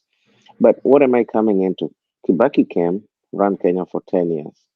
When Kibaki left, Kibaki really did a lot. I would say brought Kenya to understand the value of tax collections and where it's supposed to go. Then obviously with a very strong Mount Kenya machine, right? Then Uhuru came with a very strong Mount Kenya machine for another 10 years. So 14 Kenyatta, 10 Kibaki, and 10 Uhuru. You're talking of 34 years of captivity under the mountain by Kenyans. It is time the mountain erupts. It is time the mountain realized that the mountain is becoming ineffective. Because if we are still here today in Kenya and somebody is still going without matibabu for just a simple thing like malaria, then obviously 34 years was completely a waste of time. Then now Ruto has come, calling himself the Kalenjin too, and going to add on Moise. So these two tribes, Ruto probably will do maybe 5 years or 10 years. I don't know. Let's hypothetically say 10 years because elections are not being won; they're being taken. So 10 plus Moise 24, that is 34 years. So 34 Kalenjin, 34 Kikuyu, the mountain. What are we talking about? It is time Kenyans talk about the importance of what each and every person can do to themselves in life. Because 34 years of Kikuyu, 34 years of Kalenjin, and Kenyans are poorer compared to how Wazungus left. It is a shame. It is not even worth the discussion. And I ask Mzalendo, next time, please focus on the bigger thing of Kenya. Let the mountain erupt and let the mountain be declared flat because at the end of the day, whether the mountain was there or not, me as a person, it does not add value to me. And it does not add value to somebody in Kisi who is selling bananas. Or it does not add value to someone in Coast who is just making money through tour guiding the tourists. Or someone in Isiolo who is having a one camel, and milking it completely. So the mountain is not an issue. Let the mountain be an issue in the mountain area, not a Kenyan area. Let Kenya start thinking about what is really good for the national good. Whether, I don't know, the president or the deputy president or his people are fighting, whatever, let them fight. They deserve to fight. Because at the end of the day, he's the one who said they're major shareholders of a country. Now let them fight for their shareholding capacity. Okay? We we will fight for the national good, and I think that's what the discussion ought to majorly focus on. I think people should talk about one thing: the nationalization of food capacity. Okay, uh, the nationalization of opportunities, equal opportunities, the nationalization of private industry, building capacities, and the nationalization of unemployment issue, okay, and then the nationalization of mental health issue. That's what Kenyans, that's Mzalendo, that's what you need to tell people to discuss, not the mountain. Let the mountain burn, let the mountain erupt, let the mountain flatten. At the end of the day, the mountain existed and it never helped me and you included, and it's not an issue at all that should be talked about. I hope that makes myself clear. The water in Lake Victoria is very chill. It produces fish for all over Kenya, and actually some is being exported all the way out of Kenya. So the lake is feeding the whole country. I don't know if the mountain was really being climbed by everybody in Kenya. So I hope that makes sense. All right. Let's go for a short commercial break. On that note, you have introduced the issue of fish. Let's go for a short commercial break and make sure you order your fish from one of your own.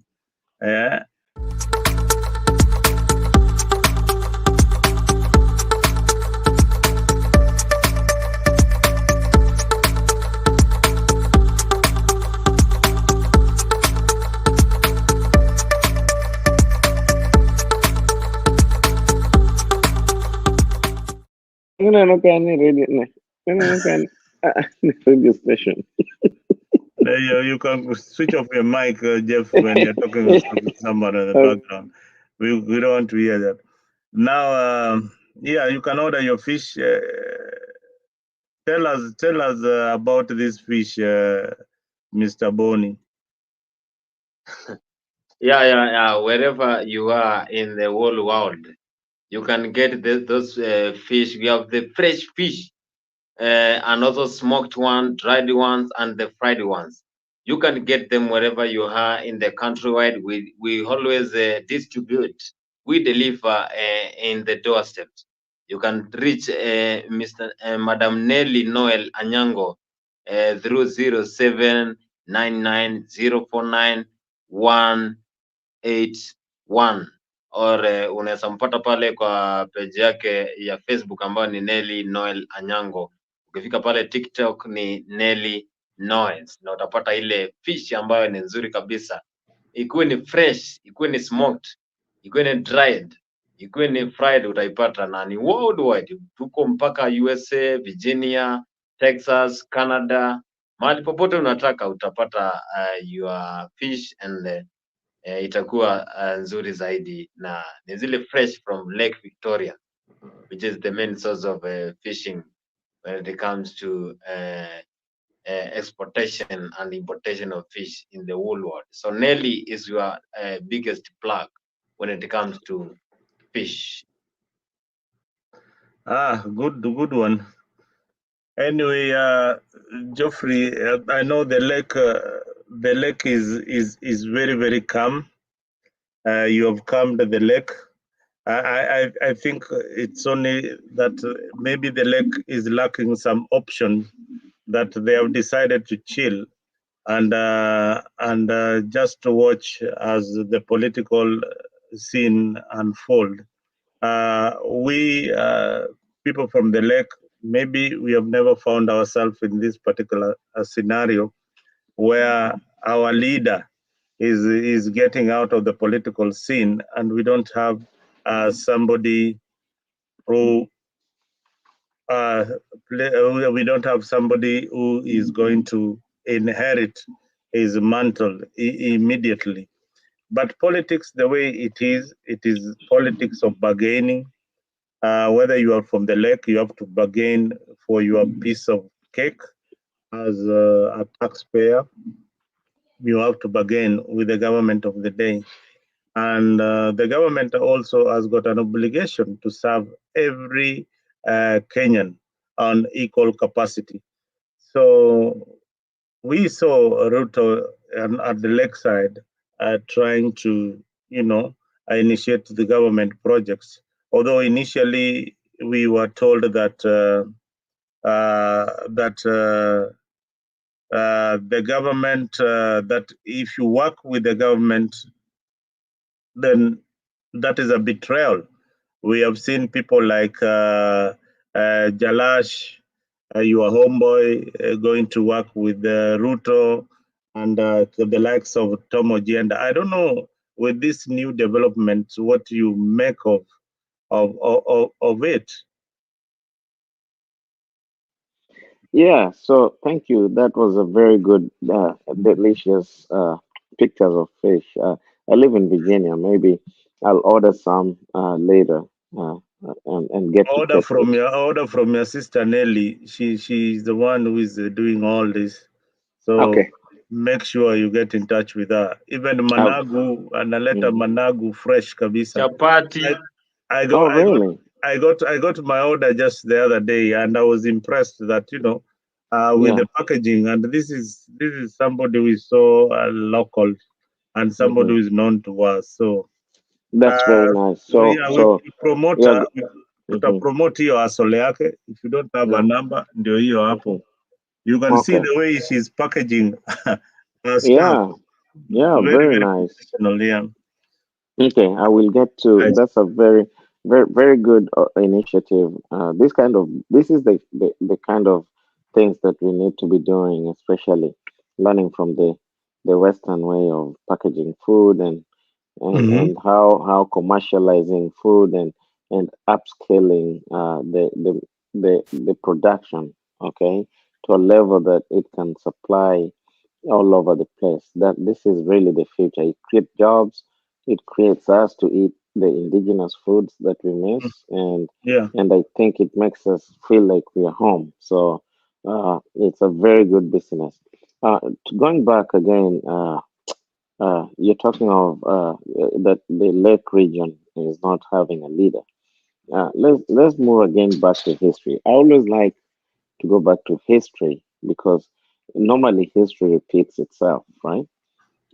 When Odinga fell out with Kenyatta, he was put into he was actually kicked to the periphery, right? Uh, he was not, as a founding father of the nation, he was not really on the table. But meanwhile, the people that were his followers, which Odinga had a national following, everyone still really followed him completely. And I remember there's a time in Karachuonyo when he said, you know, Okikiamaya, the powerful Kanu chairman, was running, and I think Phoebe Asir beat him because Odinga said, oh, just pass my greetings to Phoebe Asir. Okay, and just because of that, Phoebe really beat Okiki. So he was not a leader in the government or even in real life, in politics. He was, a domicile to his house, but he was a leader. Being a leader, you don't have to be present. Being a leader is that you have to be felt. Okay, people have to listen to you. So many people are leaders and they're physically present, but nobody listens to them. Okay, and unless they lead with intimidation and coercion, okay, to force people to follow them, then, but that's not leadership. That is some kind of autocracy or dictatorship. But a leader is someone that has to be felt. So the people from the lake will always have a leader, whether it is someone from the lake or someone from outside the lake. A leader does not have to speak your language. A leader does not have to look like you. A leader does not have to pray with you in the same church. A leader does not have to practice the same things you practice. A leader is someone that you follow for one purpose. There is something they do about transforming your life. Okay, so that is the kind of leadership that is always there and will always be there. And I hope that this notion of putting balkanization, okay, of Kenya into tribal cocoons, and then saying, oh, so and so is the Luo kingpin, Kikuyu kingpin, Kalenjin kingpin, whatever. It's really brought us back to our knees because at the end of the day, what if the Kalenjins were really following Ruto to the core? He's in State House. He's eating his nice food and he's up and sleeping very well. Tell me about that farmer that lost all the maize because first there was nowhere to be taken to, or secondly the weather affected that. Do they sleep nice? Do they wake up nice? Tell me about a Kikuyu farmer who was trying to have coffee, okay, or mira or whatever. Do you think they sleep nice uh, and eat well? But look, the deputy president Kikuyu, and he's sleeping well and he's doing his thing. He's going around. He has his security. He has his choppers. He has his guzzlers. Everything. So to that person who is being touched. Okay, they have a leader somewhere. Could be even the chairman of their association for farmers. Okay, that is their leader. A leader does not have to be a political leader too. And again, besides balkanization, we have to depoliticize uh, things.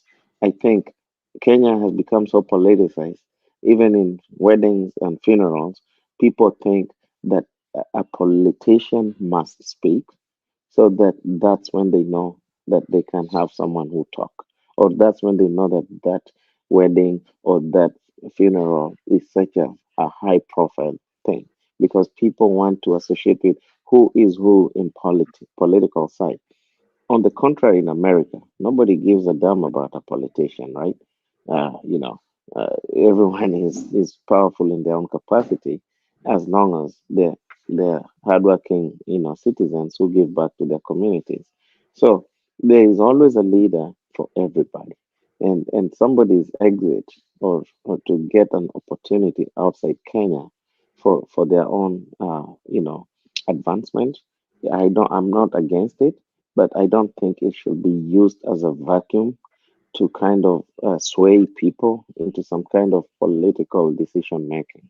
I think everyone is struggling now to raise money, take their kids to school, unemployment, mental health issues. Okay, a lot of young people are dying because of diseases that never had been witnessed. And I think that is the focus. Where are the leaders that help Kenyans? Like to really overcome all these sad events. Okay, that is the leadership, Mzalendo. Another thing is, I think the last question. I don't know. Can you remind me? It was a two-part question. Uh, there was another last question that you brought in. If I can chime in on it. Yeah, I think you've answered most of the questions, but I would want you to answer this one question that Right. we really tried to answer. Some of the people in the comment section are asking. Maybe you have a different view of looking at things, and there's a guy called Larry. Larry asked one question which I felt that was very, very important. One last question. One last question before I make a final call. What is the purpose of Kenyan elections if we can just end up by rigging and bribing? Oh yeah, well, that is a question that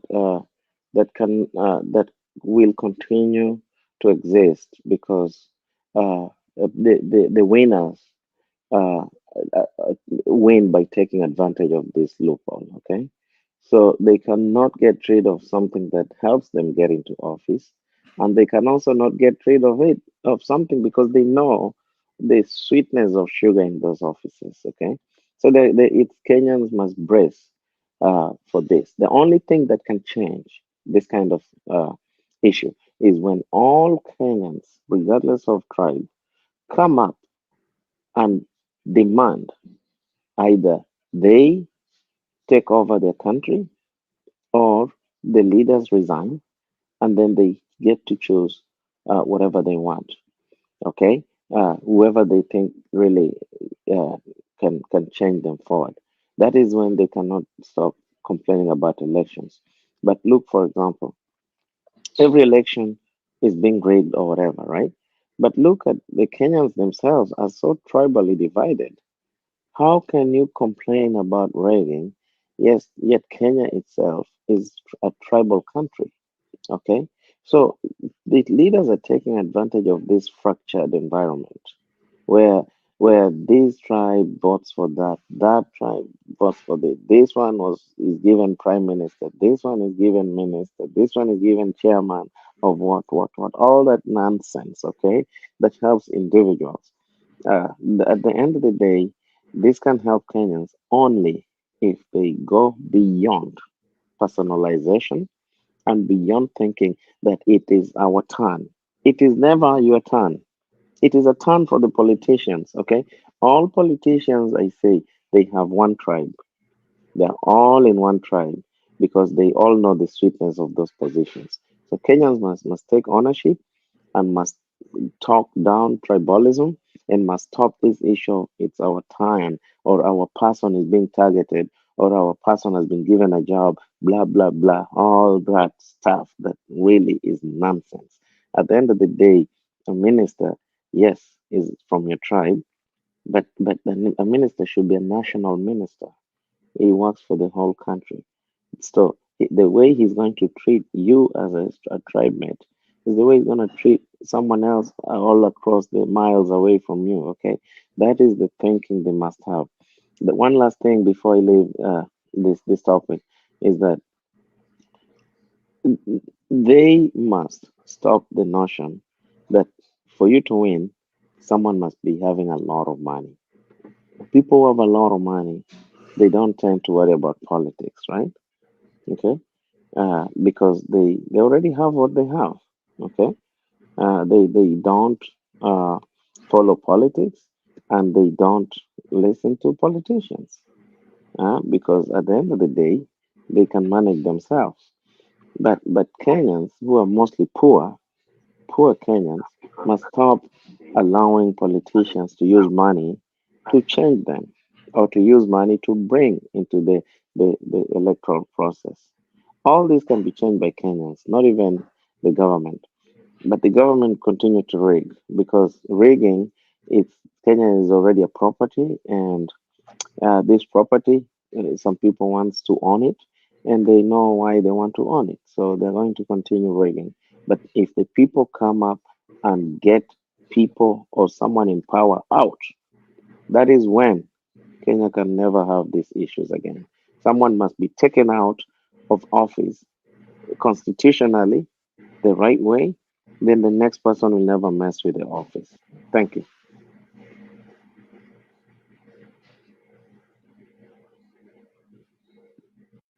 The mic is off, Mr. Leo. Leo, your Yes, mic is off. I was raising my hand so that you can permit me to unmute. I don't want to misbehave. I just wanted to ask Jacorando. Jacorando, do you think that if you look at the concept of Kenyan politics, do you think there can be a point? Sorry? I introduced the other speaker. I think he's been there for a while. Oh, so okay, sorry. I thought you did that. Okay, sorry. No, I You haven't introduced him. He has been standing on the standby. You as let the me allow. moderator. No, I became a panelist. Sorry, Hilary Gondi. If you've not spoken, let me just take this opportunity to welcome you. Then after that, I will request Mzalendo to chair because I would want to contribute, and as a speaker or as a chair, sometimes my contribution cannot be. I can only be guiding. So let Gondi introduce himself and the way. I know he's been following what we people have been saying since we started, and he can also give his opening remarks and weigh on some few issues that we've talked about at his own the decided pace, or maybe in his own order. So Gondi, karibu sana. This is Afrique 24-hour TV. It's a political platform that enables not only Kenyans, but we are connecting you with African stories. So this kind of forum, we normally discuss issues, Kenyan politics and African politics in general. It's for today that we are looking at some eruptions in the Mount Kenya. Mount Kenya is so key when it comes to the politics, defining the politics of Kenya. You cannot talk of politics of Kenya without talking about Kenya. Right from independence, you start with the Mau Mau. Despite the fact that it is not only the people of Mount Kenya who are members of Mau Mau, but you look at the geographical base of Mau Mau. So when we talk of Mount Kenya, it's so dear, and it's a core, like it's a pillar in the Kenyan politics. So right now, the Mount Kenya that we are seeing is not the Mount Kenya that we need to read about. It is not the Mount Kenya that some of our parents or some of us saw when it came to political decisions. So there are some eruptions. Could it be that because of the Generation Z, so now people are able to think of themselves, or they've now realized that they don't want to use a lot of energy in politics, instead they want to divert this energy in some other sectors. So karibu sana Hilary, and feel free to air your views here at Afrique 24/7. Thank you. Okay, so did you were to ask me a question, right? Actually, I wanted to respond to my brother Jacorando, and only to realize that you've not been given an opportunity to utter a word. I dropped as a moderator, and the moderator in charge maybe still revert those roles to be. Okay. I actually thought that you are still moderating the show, but you've been following the show. You've been a good moderator. Let me now allow you, because I know you are from Azimio. Show us your true colors, why you support Raila Odinga and his quest to the AU. And Geoffrey has alluded that actually, with Raila moving to the AU, the lake is very, very calm. There is no political tension. There's no looking for a kingsman and things like that. Leo, let me ask you, did you ever anticipate that one Raila Odinga would join William Ruto? Okay, just a straight answer on that. You know what is happening? If you followed Raila keenly, Raila is somebody who is outgoing, who can work with almost everyone. There are some that we read in history. The same Raila worked with Moi. Moi, the person whom is believed to have tortured him, the person who believed to have really frustrated his political life, and despite that, those kind of things made him strong. Raila worked with Kibaki, somebody who betrayed the political agreement that they had in 2002 when they were forming an ARC, and again is believed to have rigged him in 2007 elections. Raila worked with Uhuru Kenyatta. So Raila working with William Ruto is not a surprise to anybody who've been following Kenyan politics. So it tells you the kind of the person Raila is. Raila is somebody who doesn't have grudges with anybody. He's somebody who will settle for less as long as the majority are benefiting. So who are the majority? Somebody will tell you, when Raila works with Ruto, it is for his own benefit. Forgetting that when Raila and Ruto are at war, the business is not thriving in this country. So how many people are doing businesses? So them coming together is helping the majority. And you've asked a good question. Somebody have said that the lake is calm. Yes, the lake is calm. If you've been raised in the lakeland and you know the true history of the people from the lake, or you are true Luo, forget about, we have Luos and we have true Luos. You are really a true Luo. Your mom did not come with you from a different, maybe, community. Then you have to understand that when it comes to Luo culture, you don't discuss how you are going to inherit somebody's wife before they are buried. Even if they are sick in bed and they are going to die, they're not going to make it. Matters of inheritance are discussed once somebody have been buried, and there's something they call UAOLL. Literally translated to mean sweeping the the grave. That is after 4 days is when you can discuss it. So you are alluding that the party belongs to Raila. Actually, and, I told you this is something that he owns. And if you use that kind of analysis, does it mean that the immediate family is the one that is going to inherit, the mantle? Those are two questions. Number one, I'll start with the last one. It is not the immediate family to inherit the mantle, but the person who proves himself. I'll explain that one to you later. When Jaramogi died, what happened? People expected that people like Orengo, who are close to him, are the ones who are going to inherit Ford Kenya. What happened? Raila proved himself. He emerged from nowhere. He was not Jaramogi's favorite, and that's a story that it is in public domain, and the people have crafted so many stories.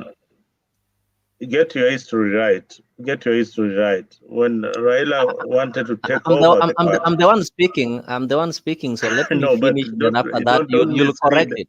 I don't want you to mislead our viewers that Raila took over Ford Kenya. You're misleading. I've not finished. People thought that Raila was going to take over Jaramogi. Jaramogi was the leader of Ford Kenya. What happened? Raila emerged. And when he realized that, there are people who had already aligned themselves to take over Ford Kenya and take over Jaramogi's leadership, he decided to form a movement. And that one answers your first question.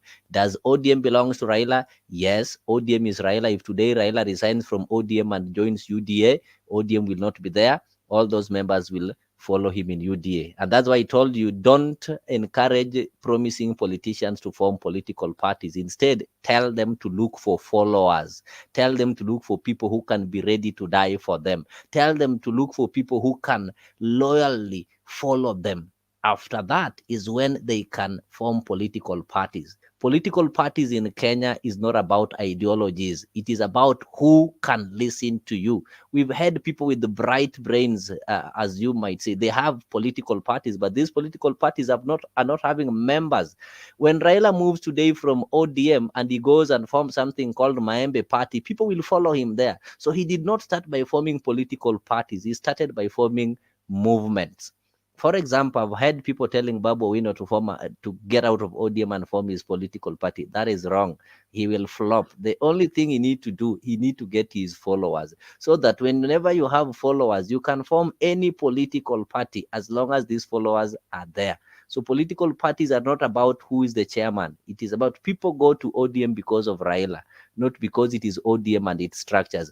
People follow William Ruto. They don't follow UDA. They did not follow URP. When William Ruto was in ODM, his followers joined him in ODM. When he left ODM and formed URP, people like Duale who are in ODM followed him.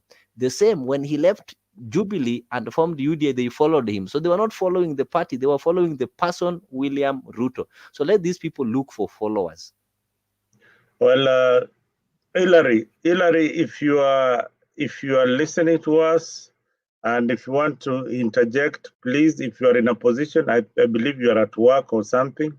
If you are ready to give your submission, please put your mic on or your camera on so that I may know if you are ready. So Hillary, I think is not able to be on the mic. Hillary is not able to be on the mic right now. So we are left with you here. Now, you are contradicting yourself, Mr. Leo, and the reason why you are contradicting yourself hugely is because I feel you are saying in one side of your mouth is saying, what are you doing? One side of your mouth is saying that we need to, Babu Owino, one side of your mouth is saying that Babu Owino needs to not to go form his own political party. The other side, you are saying that Raila formed his own political movement with his followers. Yeah, he formed a movement within thought. Wait a minute. Are you saying that Babu Owino does not have followers? I'll answer you, right? Babu Owino is Does he have followers? That is, I'll say yes. Babu Owino is one gentleman then who followed. Why can't he form his own political party, just like Raila did? I'll tell you. Babu Owino is one a politician who followed in the footsteps of Raila. Number one, for you to become somebody of Raila's caliber, you don't need to play village politics. What Babu calls, you don't need to be a village salad, like Oscar Sudi. So he started his politics not only in the university level, but he is an MP in town, in the capital city. Raila was an MP in the capital city, that is the former Langata. And in Langata, we were having both the rich and the poor. You know that? The same to Babu Owino is the MP of Embakasi East. In the Embakasi East, we are having slums and we are having suburbs. So number two, he's having followers.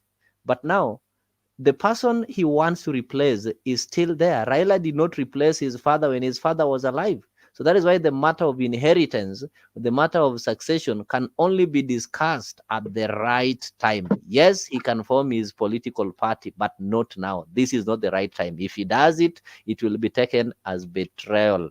And if you've been a Luo, you know, in Luo, betrayal is normally punished dearly. It's always punished dearly. And at no time will Luos have separate leaders. Luos always have one leader at a time.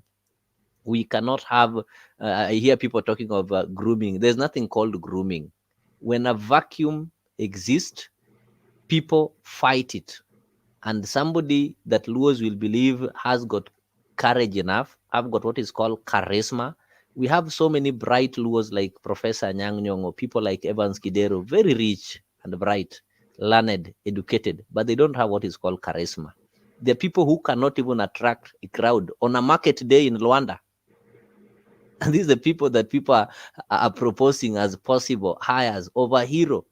Somebody who is not only a Luo leader, but somebody who was a Kenyan leader. You know, it doesn't make sense. So that is why the lake is calm, because the lake knows when the time comes for the storms, then the right person will be decided on. But right now, the lake doesn't behave like a mountain. It will remain calm until the last moment when that vacuum will appear, then it will immediately be occupied. That's a very. Let me just jump in. Mhm. That is a very good argument right there, because one thing I like about what you've said is that there's no grooming of anybody in politics. Politics is not a permanent job, okay? And there is no such, because there is no, the only thing like Mzalendo can tomorrow can run and be a politician. Okay, the following year you can say I resign, I'm going back to the private sector. So there is no such thing that once you're a politician you become a permanent leader forever in politics. No, that is wrong.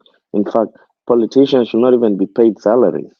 It should be people like me and you who who actually have a job but wants to give part of their time to ensure that there is a proper governance in place, there's legislative process happening, and all that.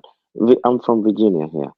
In Virginia, we have a state legislature, okay, and we also have a house of representatives for Virginia, okay. These positions, even my neighbor is a part of, is a house member, okay. But you know what? They only go there in the evening for 3 days a week to pass the bills that helps the governor for Virginia to run the state. But it is something that they get like a sitting allowance. They get like maybe how much? I'll say $20 an hour. Okay. Why do they do that? They're doing that because politicians were not supposed to be a permanent job like in Kenya, where politicians are even given a benefit to travel around the country as benchmarking. Travel for what? The MP for Rangwe is supposed to be traveling to Rangwe to see what people in Rangwe need, not coming to America every 4 months because for benchmarking, you know. So that it's not a corporate job. What I'm saying, they are not supposed to be, first of all, given these benefits. These are illegal benefits that members of parliament have passed themselves, and that's why I admire someone like President Kenyatta could not allow this nonsense. Or Moi could not allow. The MP during Moi's time used to earn how much? 11,000 per month. Yeah? Mzalendo, you know, your dad was a friend to a lot of politicians. Some of them didn't even have cars. But today there is a grant of buying a house. There is a grant of buying a car. Every 3 months, they are going to America, Europe, I don't know, Singapore. All this nonsense that does not help the people of Kenya with. So what am I saying that? For any leader in politics that wants to exit, go. There's the next person coming in. It can be me, it can be you. It doesn't have to be whoever is in parliament now because they also don't know their fate. So politics is not a permanent job. These people are illegally taking this country at ransom. They need to do what the legislative work is required for, which they have completely failed. They want to come to America to learn how Congress works. They want to go to Britain, how House of Commons work. One is in Canada. They go back to the funerals. They announce, oh, nimeingia tu hapa leo kutoka America. For what? You came here to visit your family members and to drink alcohol and run around in strip joints and wasting public money. Then you go back and tell people at funerals, oh, nimeingia tu hapa from America or Canada or wherever. These people have lost it. They have lost it. They don't understand what servant leadership is about. A politician is supposed to go and pass legislative bills and argue their case on behalf of their constituents, not go to state house to look for money for projects. No, they are supposed to pass bills that helps the executive allocate money that is good for those projects, and that's what they're supposed to do. Another thing that I want to say is that uh, as they travel around, like as I live next to Washington D.C., I get to see them a lot here. They come, they live in high-end hotels, yet their constituents cannot even afford a meal. And then when they go back, they run something called CDF. This CDF, they take 1 million for a project, and then 9 million they put under their pocket and use some pseudo project of how that money comes back to their accounts. Again, the people of Kenya have allowed this nonsense to continue happening. This cannot happen in America. In America, politicians cannot do this kind of nonsense. And even Britain, that is the colonizer, or even China, or even Singapore. Only in Africa is where Africans have allowed the African leaders to run them to the ground. These homes that they're building, I don't know, home, Nairobi, one person has 20 homes. You wonder how many people live in those homes, okay? Yet a constituent cannot have a heart, a grass-touched heart. These are questions that people must think about it before you engage in political lives. But, okay, Babu Owino, I've seen him. I don't know him in person. I've seen him talking on the media.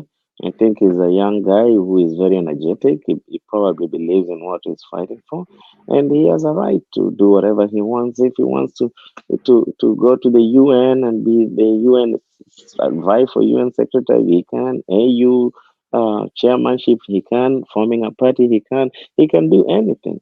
Everybody has a human right to actually look for a position that they fit in without being interfered with.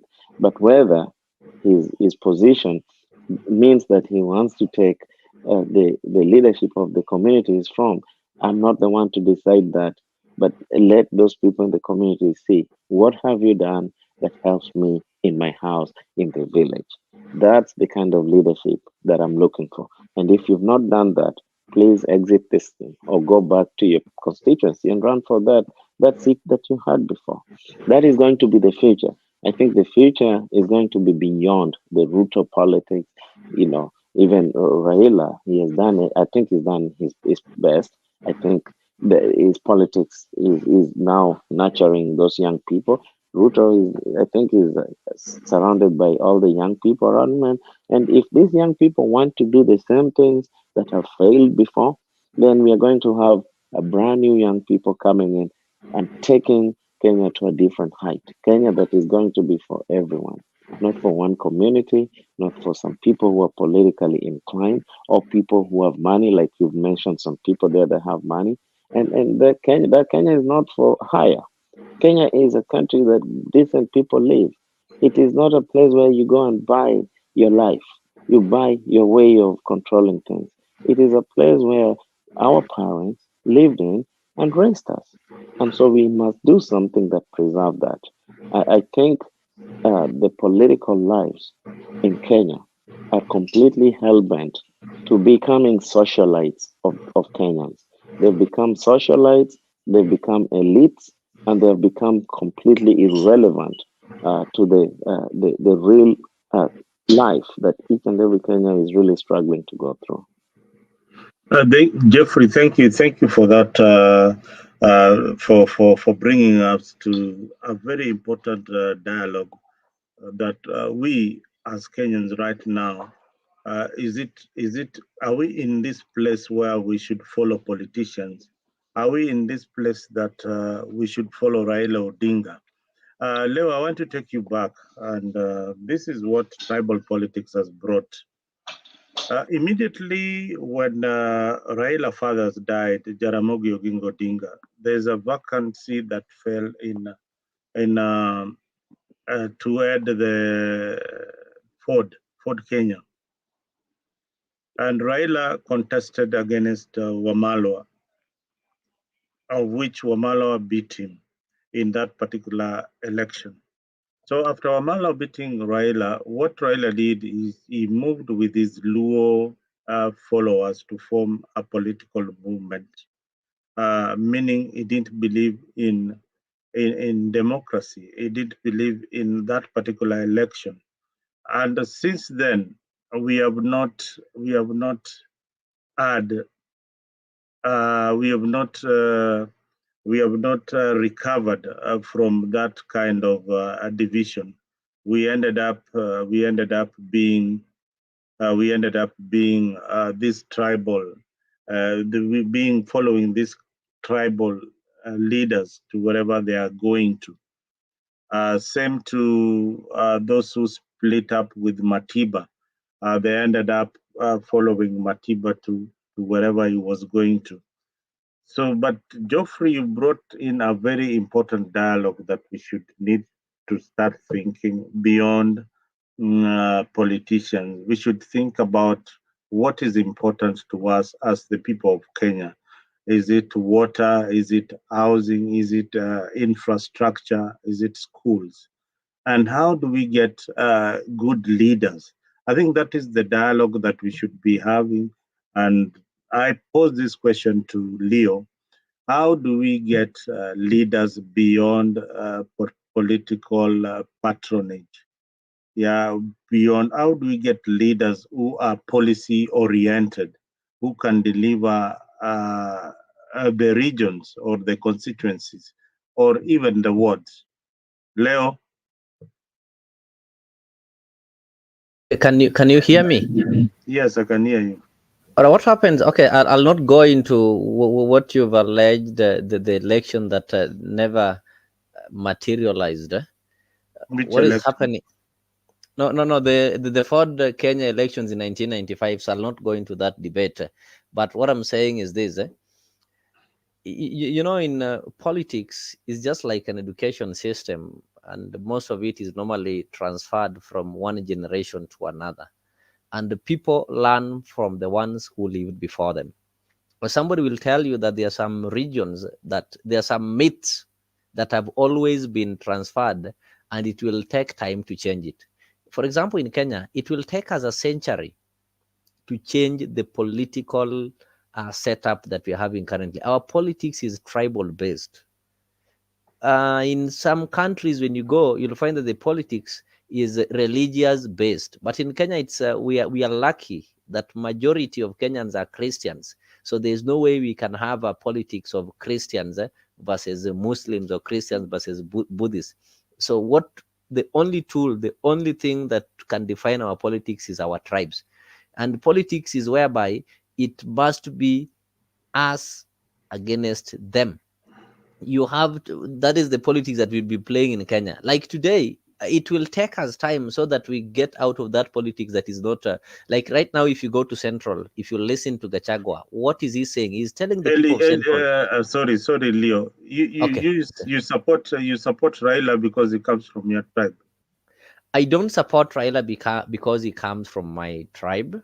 Yeah. I support Raila because of, after looking at the positive things about him and the negative things about him, I realized that he's done much better to better this country than the evil things that he's done. I'm not saying that he's clean. He's also having his shortfalls. But if I look at the positive positive contribution, they override the negative contribution in this country.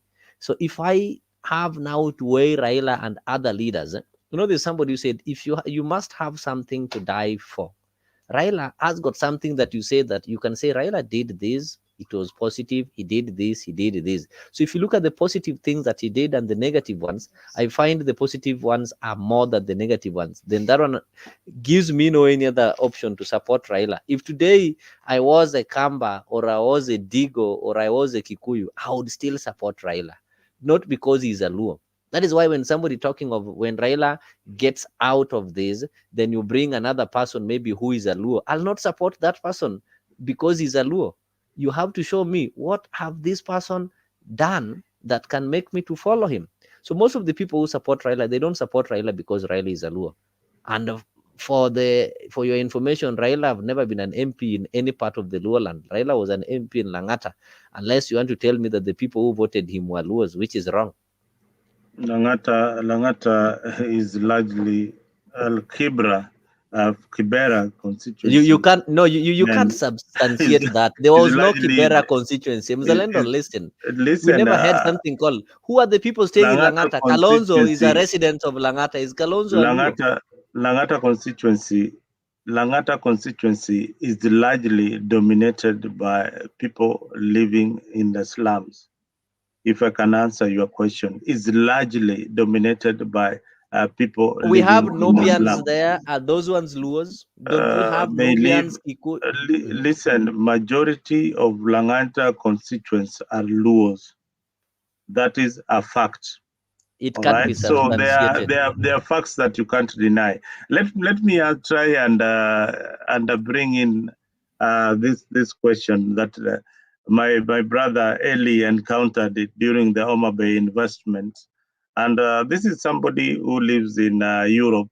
He went for the investment conference. I think Geoffrey, we discussed this the other day when we had somebody who also wanted to invest some, who also wanted to showcase his idea, and the amount that they were putting up there for people to come and showcase the idea was too much, especially when you are coming from outside. If you are a local, then they would charge you averagely 50,000. So Eli, my brother, who is also from Homa Bay, had an idea on sports according to his text that he's writing, but he could not. He changed his mind. Definitely, he changed his mind because of the bureaucracy. Let me just speculate. The bureaucracy that is involved. The leadership is not in touch with any locals. So if you want to meet the governor, you have to go through a chain of people before you get into the office of the governor. Eli, my brother, Paul Esana, this is some things that we've been telling you, but it is good when you see them face to face. I hope you will come and tell us the story one day when you get to Afriq. Asante Sana, thank you for being part of the panel. So, Leo. Yes. I want you to get out of this mindset that you have to vote for somebody of your tribe. I want you also to get out of this. Just wait. I know. I just want. I want you to believe in one thing. I want you to believe in policy. If I ask you today what Raila Odinga stands for, you will not be able to answer me in that particular question. So many people have asked. Just ask me, I'll answer you. You've not asked me. So don't say I'll not what be able. What does Raila Odinga stand for?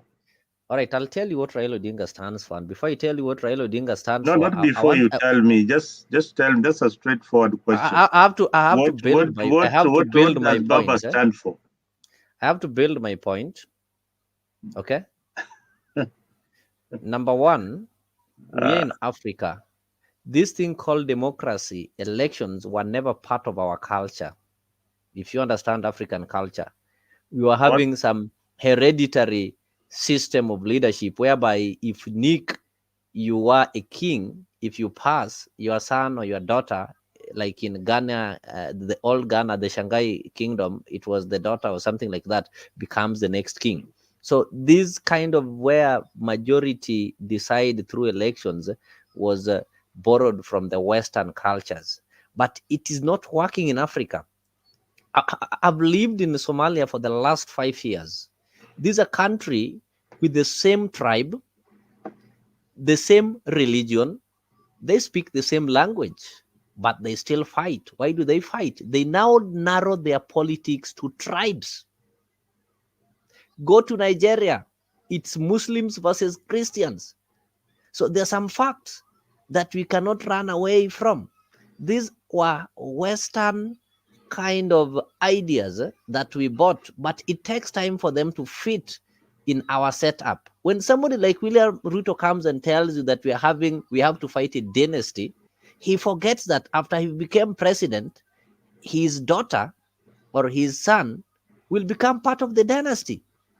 He forgets that the very people that he invites are like the king or the whatever of England. That is the longest dynasty that we're having in this world. So what does Raila stand for? Let me answer you so that you don't say I'm dodging the question. Raila stands for majority, the silent majority who are being oppressed. That is why Raila will call for a demonstration to demonstrate for somebody who cannot be able to afford unga when he himself, he can afford sacks of unga.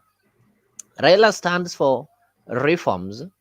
That's why he will keep on reminding you that the constitution is good, but we have to make some changes. Even the American constitution was changed, I think, a year after it was promulgated. So those are reforms. We need to know that we are making laws for ourselves. And if we find that any part of this law is not benefiting us, then we have to change it. Number 3, Raila stands for integrity. He is the only person who will face an oppressive government and tell them that what you're doing is wrong and you need to stop it without going to court, and those government will have to listen.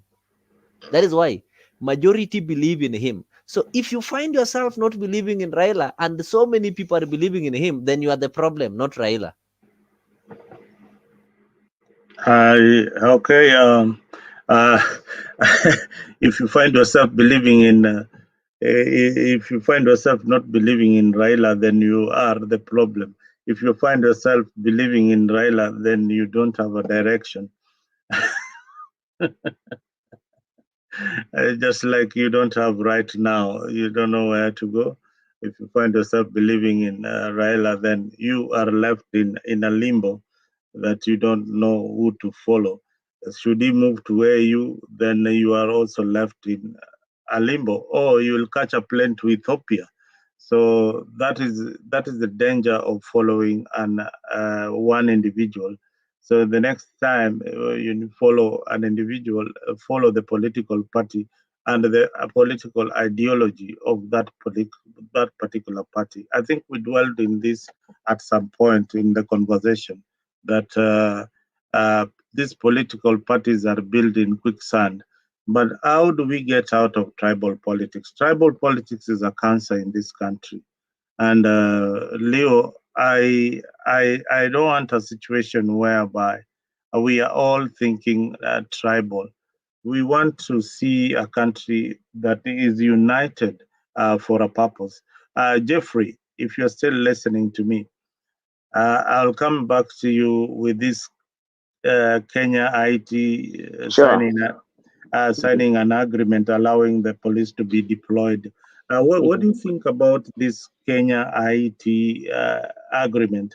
You having worked in the best forces in the world, the U.S. military, what do you think will Kenyan presence in Haiti add value to the residents of Haiti? Or are we taking our boys, our men, our women and men to be slaughtered in Haiti? Well, thank you. First, the Haiti problem is a world problem, right? It's also a sign of a global leadership deficit in leadership. The Haitians have gone through a lot, but they've gone through a lot because of their previous practice on electing unelectable people. Okay, and this is the situation where Kenya is headed to. Okay, so I think it is a United Nations issue. It is not a Kenyan issue. Kenya can support Haiti under the United Nations. Okay, but Kenya cannot come solely to support Haiti just because one country is probably giving Kenya money to accept that. I think that way we are putting people in the harm's way. No, Kenya. If I don't know whether you yeah, I know. read Let me the just say, information. yeah, let me just when the United Nations General Assembly, I think President Biden singularly thanked Kenya, President Ruto, and Kenya for taking over Haiti issue. I think the U.S. is the first country that should send their people to Haiti because they're the neighbors, right? They're the first neighbors, even though Haiti is predominantly a black country. So for Kenya to come all the way from East Africa uh, to act like they can change anything in Haiti, yet if you go to Homer Bay, there is a state of lawlessness. You go to Kenya. Today, I was reading a news in Kenya where a woman was killed and all the private body parts are taken in an apartment in Kenya. This is going all around Kenya. I personally am going through an issue where a rogue employee of mine took over some things in my business and used to get a big loan out of that. I'm going through that with the DCI. And so Kenya is going through these problems Haiti is going through. Kenya cannot act like they're better than Haiti. Haiti and Kenya are the same. There is no difference. The other day, when people were protesting by using uh, their power as sovereign power of the people to protest against the high cost of living, the police were killing guys in Nyalenda. The police were killing people in Sondu. They were killing people in Nairobi, in Ukambani, in Coast. So, what is Kenya good for? Nothing. They need to stop acting like they're good for anything. Kenya has their own problem that they cannot fix. So they cannot jump the broom over here to be acting like they are saints to take over Haiti from their deep problems. Kenya have those deep problems, and Ruto needs to tell the truth. Stop lying to someone like President Biden for the sake of getting funds from the U.S. To support your nonsense. Kenya, no Kenyan police should step in Haiti. And I think if they do, and I'm speaking as a former military officer, if they do, I think if anyone is killed, no one should cry that a Kenyan is killed in Haiti because we are simply going in, dumping people for the sake of a political show and to get funds from a donor country, and yet your people are dying. It is not jobs for overseas here. They're taking the police to a place where the police do not even have intelligence to fight any crime. You know, so Haiti has Mexico, Haiti has Kenya, as United States, has Jamaica, has Dominican, has Panama, has all the South American countries as well to support them. This issue of Ruto coming in to take over attention in the world by acting like Kenya is such a developed country, which is completely wrong because just today I sent money to a family in Kenya who could not afford to eat anything the whole day. That is wrong. He needs to say the truth. He needs to stop lying. It's not time to lie because at the end of the day, he's occupying space for nothing. He needs to be a leader if he wants to be, and he needs to really tell the world the truth. I don't support any Kenyan police going to Haiti because Kenya itself is having the same Haitian problems. Kenya must fix their problems first. Show us that you can run a country where the crime, uh, girls are being killed all over. No one investigate. The culprits are not being taken. Show us that the police cannot go to knock on people's houses in Kenya and beat people to death. Sometimes some of them were shot on the head to death. That's what Kenya is about. The world needs to know. So Kenya is not a country that is going to act like a saint by helping Haiti. Haitians are fighting a common cause. The common cause they're fighting is banditry, criminality, and also oppression by political powers. That's what Kenyans are going to also fight for in Kenya. So, I'm again as a veteran. Uh, I think no Kenyan should step in Haiti. Kenya must. All those police officers need to be investigating and apprehending all those people who are killing Kenyan girls in Airbnbs and apartments. All right, Hillary, thank you. Thank you very much, Geoffrey, for that statement. I will come back to it and tell you that Kenya is leading a delegation of many African countries who are sending their troops to Haiti. And the American initially had sent also some of its soldiers to guard the embassy and things like that. Hillary, you've been so quiet. Are you with us, or you're still at work, or enjoying the conversation? Can you put your mic on? Okay, Hillary is still at work, but he will come in at any given time. Hillary, if you find time, just put your mic on and interject. You've been there for a while. Let me introduce Kenya Revolutionary. Kenya Revolutionary, karibu sana to the program. Hillary. Oh, Hillary. How are you doing, man? How is everyone? We are fine. We have been trying to look for you to contribute to this particular topic. I think you are listening on the background on the issues that we have raised. We have raised issues on tribalism. We have raised issues on the vacuum that is supposedly supposed to be there if Raila leaves to the AU. We are now on the issue of Haiti. Maybe you can jump in on a pet issue that you think that is so important to you, because this is a political Saturday, where we dwell on what happened throughout the week. Maybe just dwell on something that you feel is important, or something that Kenyans need to know. And introduce yourself, please. Oh, okay. Thank you so much, the host and everybody else who are here. Geoffrey, I see you again. It has been amazing, wonderful conversation. Today I don't go to work. Today I'm usually in church, so I'm just from church and back home now. Those who doesn't know me, I'm Hillary Gondi, currently staying in Canada, work here. I'm a Kenyan, raised and born and bred in Kenya.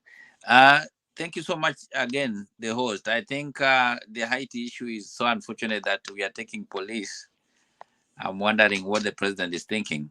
I don't know whether they are trained to work in a military field.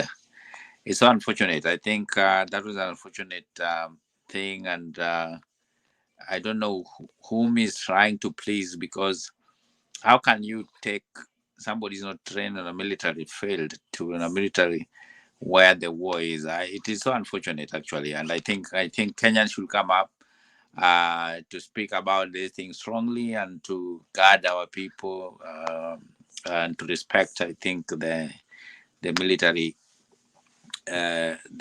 team, and I think that's why we have the departments of every department is doing their work. So what our president is doing today, we don't know where he made the decision. We don't see the legislature work addressing this issue. We don't see the judiciary. It's only the decision being made by the executive, where I don't know what the constitution say about that. I've not read it, but I think that it is not right to take the police to Haiti, and yet we have the military who can go there. And number two, about the political issue, what is happening, Raila going to AU, I think to me it's a good thing. Let him go there. The old guy is old now, and he need to find a way to rest. And going to AU is a good thing, because AU is now is a toothless thing. It's just there by name, but AU doesn't have power yet. We are seeing Kenya doing what they do, Uganda is doing what they want to do, those countries. But him going there, that will be a good thing for him to walk around to advise people as an old guy, which is that's a good thing in his political arena. And also, I think he's now getting at an age whereby in near future he's gonna rest. He's gonna not be able to do what he can do today. That's what I can say now, as I listen to other speakers. All right, thank you very much, Hillary. Let me bring in Kenya Revolutionary. Kenya Revolutionary, I have not seen you since Raila and Ruto had this famous handshake or this famous, unity and this quest for AU. I need your opinion on this particular issue. But first, introduce yourself. Tell us who you are, where you're listening from, because this is a completely new panel. These are people who have not met you before. They ought to know who we are talking about. Yeah, can you hear me? Can you hear me, Mzalendo? Yes. Okay, I'm Kenya Revolutionary. I have my channel on YouTube. You can find me there. I am speaking to you from Atlanta, Georgia, in the US. That's where I'm based in. If you want to get my views, you can just type my name on YouTube. You can find my rantings and ravings there. I'd like to say hi to everyone, I suppose, for those who haven't met before, and I thank you for your contribution. I agree with the gentleman that just finished that this decision by Ruto to send our troops in Haiti, whatever you want to call it, it's actually illegal. It's illegal. The judge ruled on it. I read that part that where Ruto violates the law. It's on what's his name? Okuro Court's page, Twitter page, where he highlighted the ruling by the judge and where he cited where the Kenyan government is actually violating the law, because it says in order for Kenyan government to send our troops, police forces in any country, they have to have the country that they're sending these troops to should have a reciprocal kind of law that says that they can actually send their troops also in Kenya, but it's not the case. So they cooked up some stuff, but it's going to happen. This is unfortunate because we all know, I've been saying this for a long time, Ruto is a colonial puppet. He's a Western puppet. And everything that the US says, he will do it, okay? So that's why he has to oblige. Now, regarding his handshake with, his agreement to support Raila's bid to the AU, why are we surprised? Why are we surprised? I'm not surprised. I just want to. I usually go to other pro-Azimio platforms to see their reaction, because some of them are starting to realize that Raila is not the person to take us to Canaan. Okay, he has proved that one more time, because I keep on asking them. So him going to AU, like the gentleman that just spoke before me said, okay, he's getting to a point where he's, Amezeka or whatever the case is. But shouldn't we hold him accountable? He's the guy who asked us to go to Mandamano. He promised to fight for electoral justice and all that stuff, open the server, all that. What happened to that? Now, I heard him say that that's in the NADCO report that's in the parliament. Again, we should remind Raila that another judge ruled that the NADCO report is not anchored in law. So what are they going to discuss in the parliament? What's there to discuss? The NADCO report is not anchored in law. It's unconstitutional. Okay? So I'm not surprised with this, this arrangement. He does this. Raila always does this after every elections. After elections, anaenda maandamano, after maandamano, he gets into a handshake, alafu wafuasi wake wanawachwa kwa mataa. But I'd urge his followers to ask more questions, hold him accountable. You can't let people die for nothing and you come out and say, oh, I'm going to AU, I'm 2 hours away, you can give me a phone call if you need anything. No. You need to give us some answers. Why did you ask us to go to Mandamano? So that's what I would say about that. As far as Ruto is guaranteed 2027. In fact, if I was Kalonzo, he shouldn't waste his time and money and everyone's time for running around meeting with Gideon Moi. It's not a contest. Ruto will win. and they will have Nyanza province votes. You can see now they're talking as if Ruto has been their friend. But anyway, I don't want to go that tangent. We understand that we're being ruled by clowns. We are ruled by colonial puppets on both sides. So it's up to us to actually start. And I've always argued, here ajali ilifanyika for Okiya Mtata. I suspect you're trying to get rid of him because Okiya Mtata is the only one who has been very vocal about the Western influence in Kenyan politics, government. And you see, he's always the only person who goes to court to, shut down Ruto's unconstitutional policies. Okay, so I was very curious. I would like to know the details of this accident that Okiya Mtata was involved in. We know about Bishop Muge and other people who have suffered suspicious death through road accidents. So yeah, but anyway, in summation, we need to start a third alliance or something, some new movement. This current crop, as I usually say, they've sold us out, and there's nothing. I mean, we should stop looking at them for any kind of liberation or this so-called canon. Enough of their speech, enough of their talks. It's time to actually start a real grassroots revolutionary movement. Thank you. Oh yeah, I've seen. I didn't see Okiya Mtata's accident before, but I've just now seen it on the internet that he had a slight accident. It was not a serious accident on his Nissan. This is, the funny thing about Okiya Mtata, and that's why he's becoming a darling of so many people. Is he drives a Demio. Do you know a Demio? Well, Mzalendo, people don't gravitate towards Okiya because he's driving a Demio or whatever the car is. I have said why I look at Okiya Mtata in a different way is because first he has got he has a car loan that I don't know whether he has used it or not used it, but they are given car grants to buy any cars of their choice. I don't know what he did with that money. Perhaps that is a discussion for Okiya to tell us what he did with the money that we taxpayers gave him to buy a free car. Yeah, so these positions come with a lot of incentives. No, no taxpayer gave any politician money.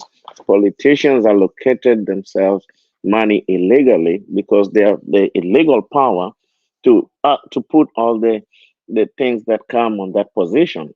In a Western countries like the US, Congress cannot add salaries for themselves. Congress cannot allocate benefits of getting mortgage grants to buy mortgage. These guys, they live in the apartments in Washington, D.C., and they're from their state. So to retract that, Kenyans have not given any politician money to buy a house or a car. They put themselves to have these benefits that are actually legal. I just wanted to let you know that. Yeah, I mean, we will debate about that because we have the Salaries and Remuneration Commission that discusses the salaries of these elected leaders. So each and every time they propose what they want to earn. They give threats to the chair of the Salaries and Regulation Commission that if they don't do this, they will not elect her. So that is the kind of threat that has been going on. So those salaries are regulated. Those ones are debated in parliament. It is taxpayers' money. We have got no say about it. The only thing is that we can rant, give the public information like you have just done, that the senators in the US live in apartments, and it is normal. You meet them at a grocery stores, and it is normal. Just until the other day, after that's not true, Zalendos. That's not true. They don't live in local apartments. They actually have. They live in apartments. Can you name one senator that lives in an apartment? What do you mean? One senator that lives in an apartment. Geoffrey has just told you that they live in apartments and he lives in DC. I know I know, Congresswoman. I know of Congresswoman. let me just answer tell you. my I know brother. of a Congresswoman who lives in an apartment.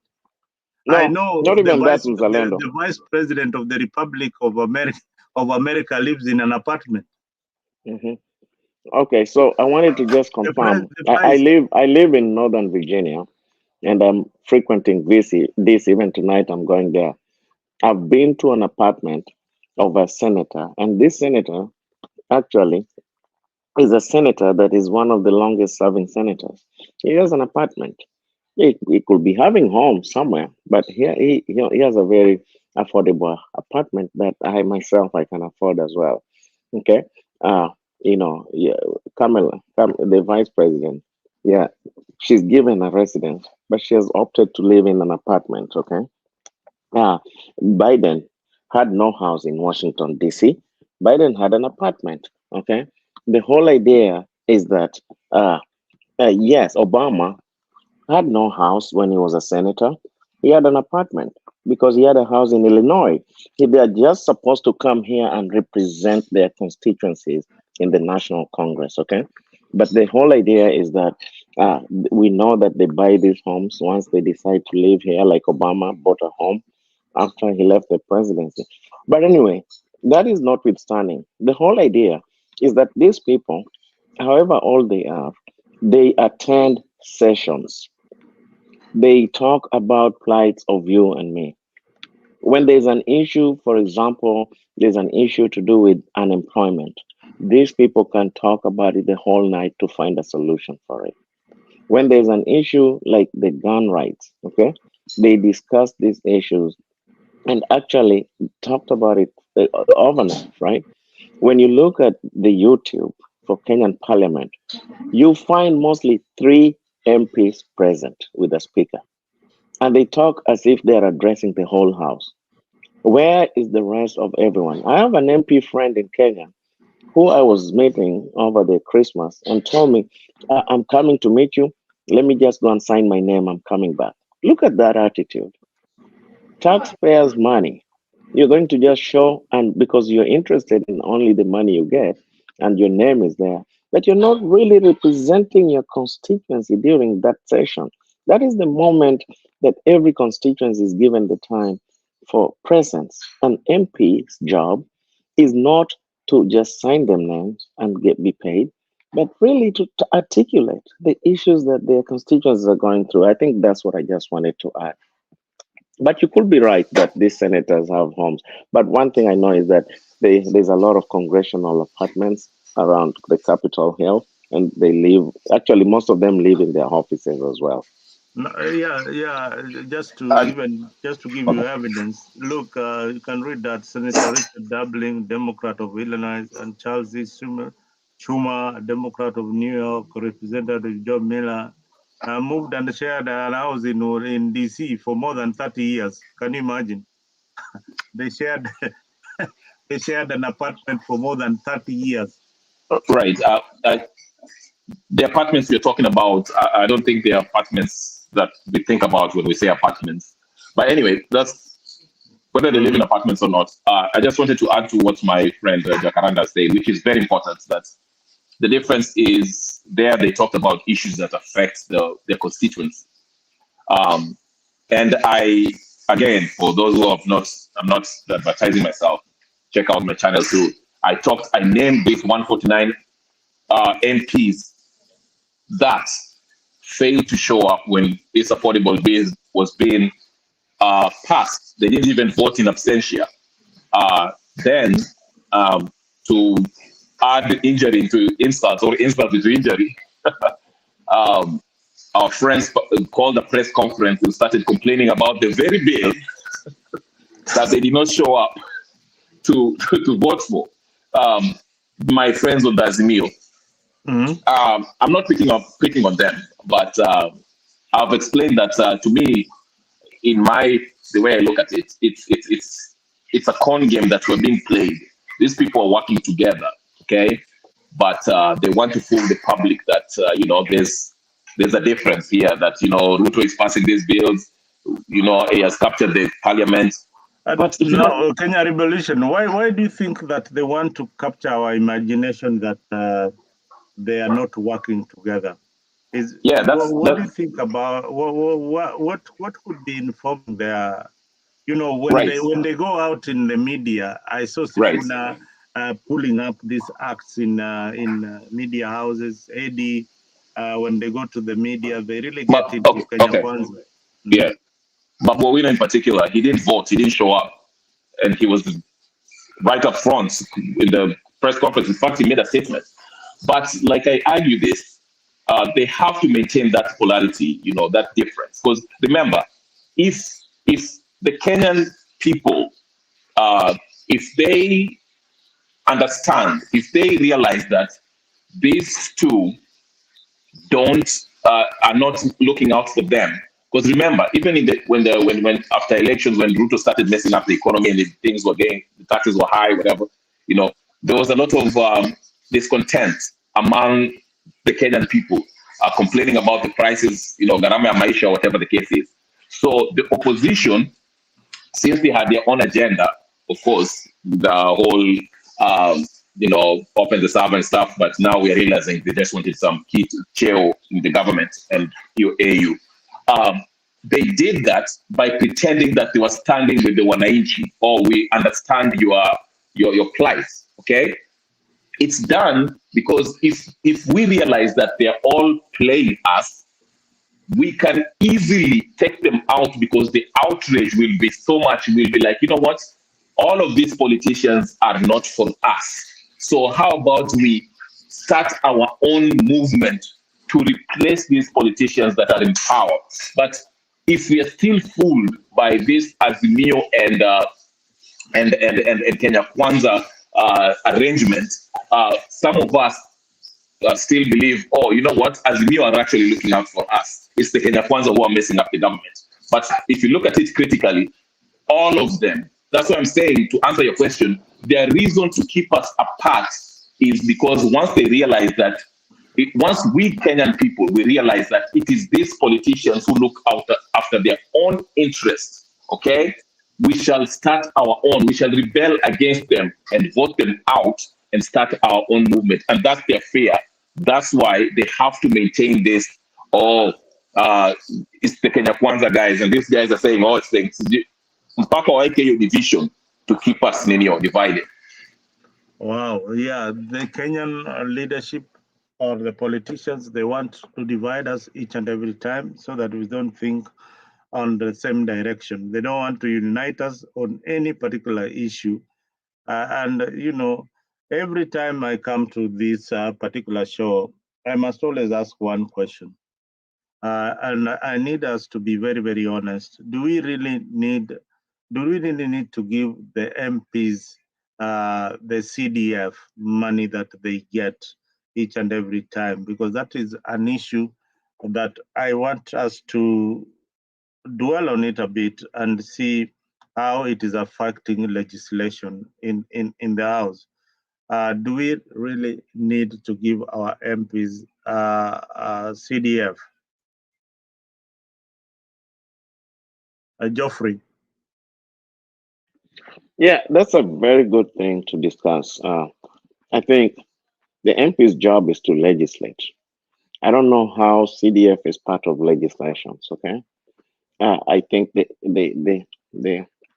area member of parliament for that area can be a committee member, right, to ensure that that the public funds are properly, or maybe put a representative in that committee to ensure that there's oversight and that money really goes back and help the common person. Okay, but I don't think the MP who is in Nairobi cannot be in the village at the same time to know how public funds are being spent. It is the work of the executive to ensure that anything to do with allocations helps the common man. It is not the work of the executive to use some kind of funding opportunities to bring MPs closer to them. I think this CDF is a way of frustrating, of giving MPs cash and frustrating them when they're not working with the government. And then when they're working with the government, they get that funding and then they vote in a way that supports the executive. I'll give you an example.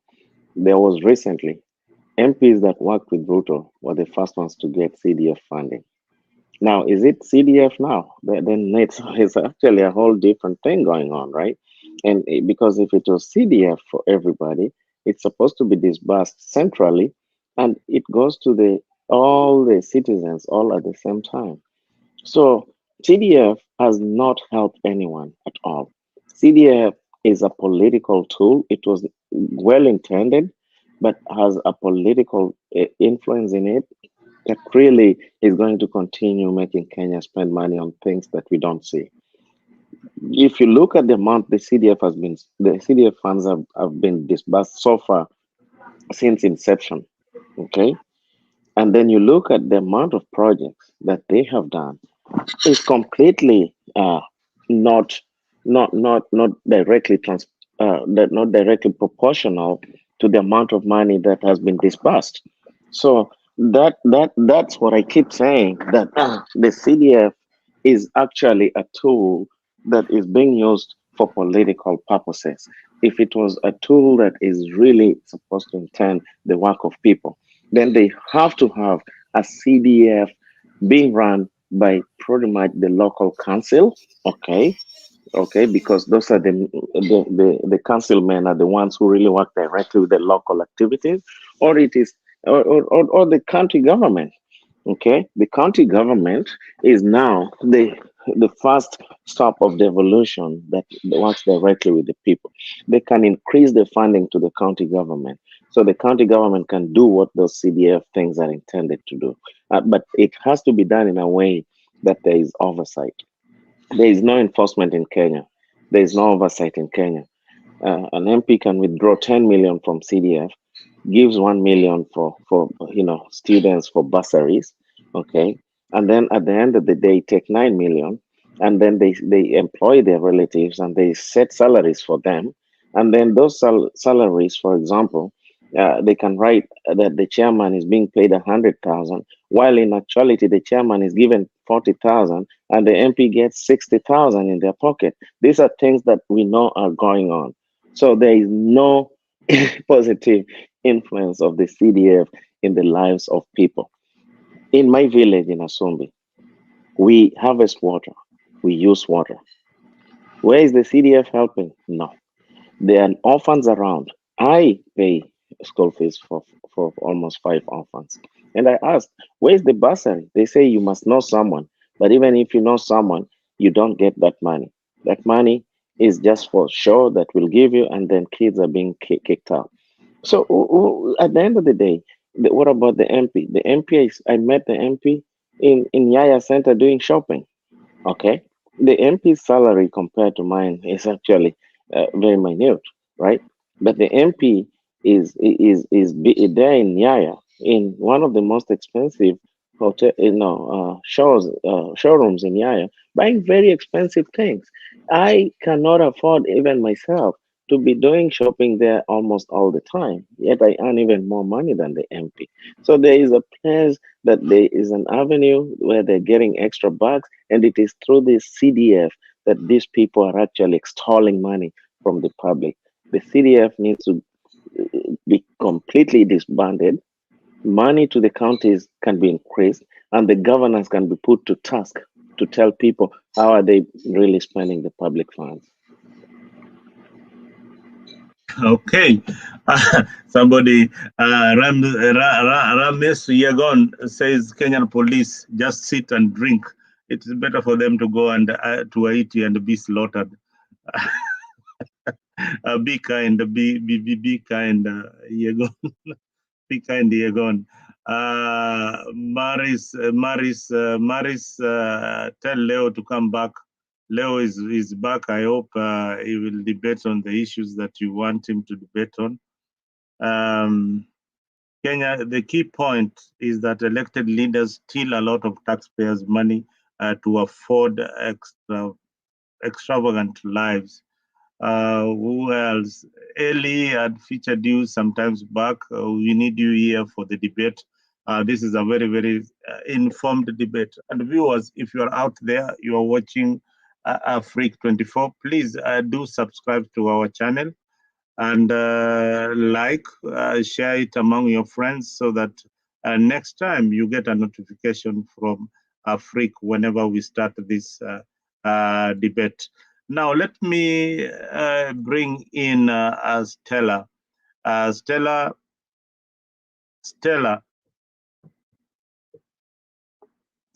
Barigani. Ashley, sorry, Ashley. Ashley. I knew you were going to call Stella instead of Ashley. I don't know why I always she'll take and Stella. I know Ashley and she won't Stella, take an please. offense. I also She needs do the to same. change her name. She doesn't Ashley. need to change. Yes. Sorry, I don't know why you need to inherit this name called Stella. I think Stella, maybe there's just something. I can help you out why why you keep on referring to her as Stella. If you look at Stella and Ashley, they have the same character. They are so vocal, and you can't change their mind in what they believe in. No, I needed Stella to have his submission. And normally when Stella comes into the conversation, we will have a completely different trajectory in this discussion. Stella, go ahead. On Ashley now. Ashley. I'll take your name. I'll take the name. You know, they say a name is just a name. Oh my God, I don't know. I think we debate so much with Stella, such that anyway, So Ashley, go ahead. Thank you. I wanted to talk about that CDF and. Oh, no, and please, there are people who don't know you in this panel. You just introduce yourself, where you are, and yeah. My name is Ashley, and I'm going to. I was just listening to you. I wanted to just come in. I know someone was saying how they could distribute the CDF more accurately, but I think we've talked something about budgeted corruption. I think they know that this money is actually given to appease them and to be used to sponsor their parties. So they know it is not going to be used the right way, even when they are giving the money, because there are so many people without school fees and there's so much money that has been given out. And second, the title of this debate today is Mount Kenya Erupts. If you look, and that's what the problem is. You know me, I've always not been on any side. I've been accused of being UDA, of hating Raila, and I've always said Raila and Ruto are the same. What the difference is who is eating the cake. Even when Uhuru was there, during the handshake government, you see Raila was quiet. There were so many things Uhuru was doing wrong, but he didn't talk because he was being given the cake, part of it. He was being thrown breadcrumbs. And that's the problem. If you look like even the US, UK, those systems have problems. But one of the things that they do, they advocate for their people. Like even Trump can be said to be bad, but he really fights for the people, his base. It's not about him and the leaders. It's about his base. He will fight for the rights of the base. Today, I heard Gachagua talking, and he was talking about how we should stick together as one, as Mount Kenya, so that we can be strong, so we can have power to reckon with, but for whose benefit? You know, we come here and say, now it is Kikuyus should give other people a chance. Which Kikuyu? If we say the Kikuyu leaders, because Kikuyus are drinking water from the river like animals. So they are poor, like any other person in Kenya. It is the leaders, and it is for the leaders' benefit that they want unity. Because if Kikuyus being in leadership is helpful to the Kikuyu, how has it helped them that Kenyatta was a leader, Kibaki came, and also Uhuru ruled 10 years. How beneficial? Why are we still drinking water from the river as Kikuyus? Why is there not clean drinking water in every home? What makes us think that the more of our leaders that are given positions, the more our environment will improve? I want to challenge you people, Akina, Mzalendo, Jakes, and even Bernard. We all have the show. We are doing the same thing in each of these shows. There is something that is missing. We need a show on what actions we should take as the people. All these shows are discussing people. They are discussing leaders. Oh, what did Uhuru do today? What did Raila do? How can Raila do this? Why are we discussing their lives? Who is going to talk for us? How can we fight? Exactly. That was my argument, and I think I brought it up, and I said, even the Kikuyu thing. I said Kenyatta ruled 14 years, Kibaki 10, and Ruto 10. Uhuru 10. That is 34. Ruto Moi 14, Moi 24. Ruto probably 10. That's 34. So 34, 34. But what about the life of a Kikuyu like you, who had to look for a good life out of the country and didn't think that because your own is at the helm, therefore it is you to live in Kenya and look for the better opportunities in Kenya. So people are sweeping things under the carpet. Everybody in Kenya is struggling and hurting. There is no such thing. Just a second, and then I'll let you go. I'm sorry to take your time. And then the politicians, like you say, they're all eating each other's crumbs. They all belong in one tribe. And we Kenyans, it's time to realize we are on one tribe against politicians, one tribe. That is one thing that people need to focus on and look at what is the greater good of all of us versus them, because it is us and them. Whether we are making more money or no, we are being taxed. We have to do this. One last thing, Stella, is I was one last thing. I was at Nairobi JFK Airport, and I happened to see a lounge that is written the Republic of Kenya Lounge. So I went in, and they refused me to enter. But when I peeped in, I saw a bunch of Kenyan politicians drinking tea. Then I asked myself, is the Kenyan public funding this for politicians to have this kind of good life at airports, yet I pay the same airport fees like anyone else? So these are things that Kenyans must start thinking about. The politicians have made us to be colonized, and they're taking advantage of that further, and we've become a fool of ourselves. Look at us in the diaspora. We still even bring the tribal thing in the diaspora. So there's a big problem that we as people need to sit down and start looking at each other. Kenyans first versus politicians. That is how we are going to stop this nonsense. Thank you. I'm sorry I took your time. No problem. And like Raila, when he was saying, I'm going to be going to the AU and I'll be 2 hours away, I can just fly back. And I say, this guy has no remorse that people actually died on mandamanos that he called for. And now he's leaving it halfway with no remorse whatsoever. No remorse whatsoever. And the people are so blinded, they cannot hold him to account. The only person who had the balls to do so was Ngilu. Because what he has done, I don't know what integrity that is. It is okay for him to go for that position, but as a responsible father that they call him, he should have said, we still have to go on with this fight if he truly believed in it. And I am going to leave it in SOSO's hand, because we have to get this cost of living reduced. If he cannot go to Ruto, as he's asking for the AU position, to ask him to reduce the cost of living and to make sure that the election is fair, then he should have left someone fighting it. And then he says, I can even come in 2026 and come for the you see, he's not putting seriousness. Because if I was AU president and hear him saying that I can come back in 2026, so he wants to also go and waste their time. There's a lot of selfishness, I'm so sorry to say, but we can't see it. Why?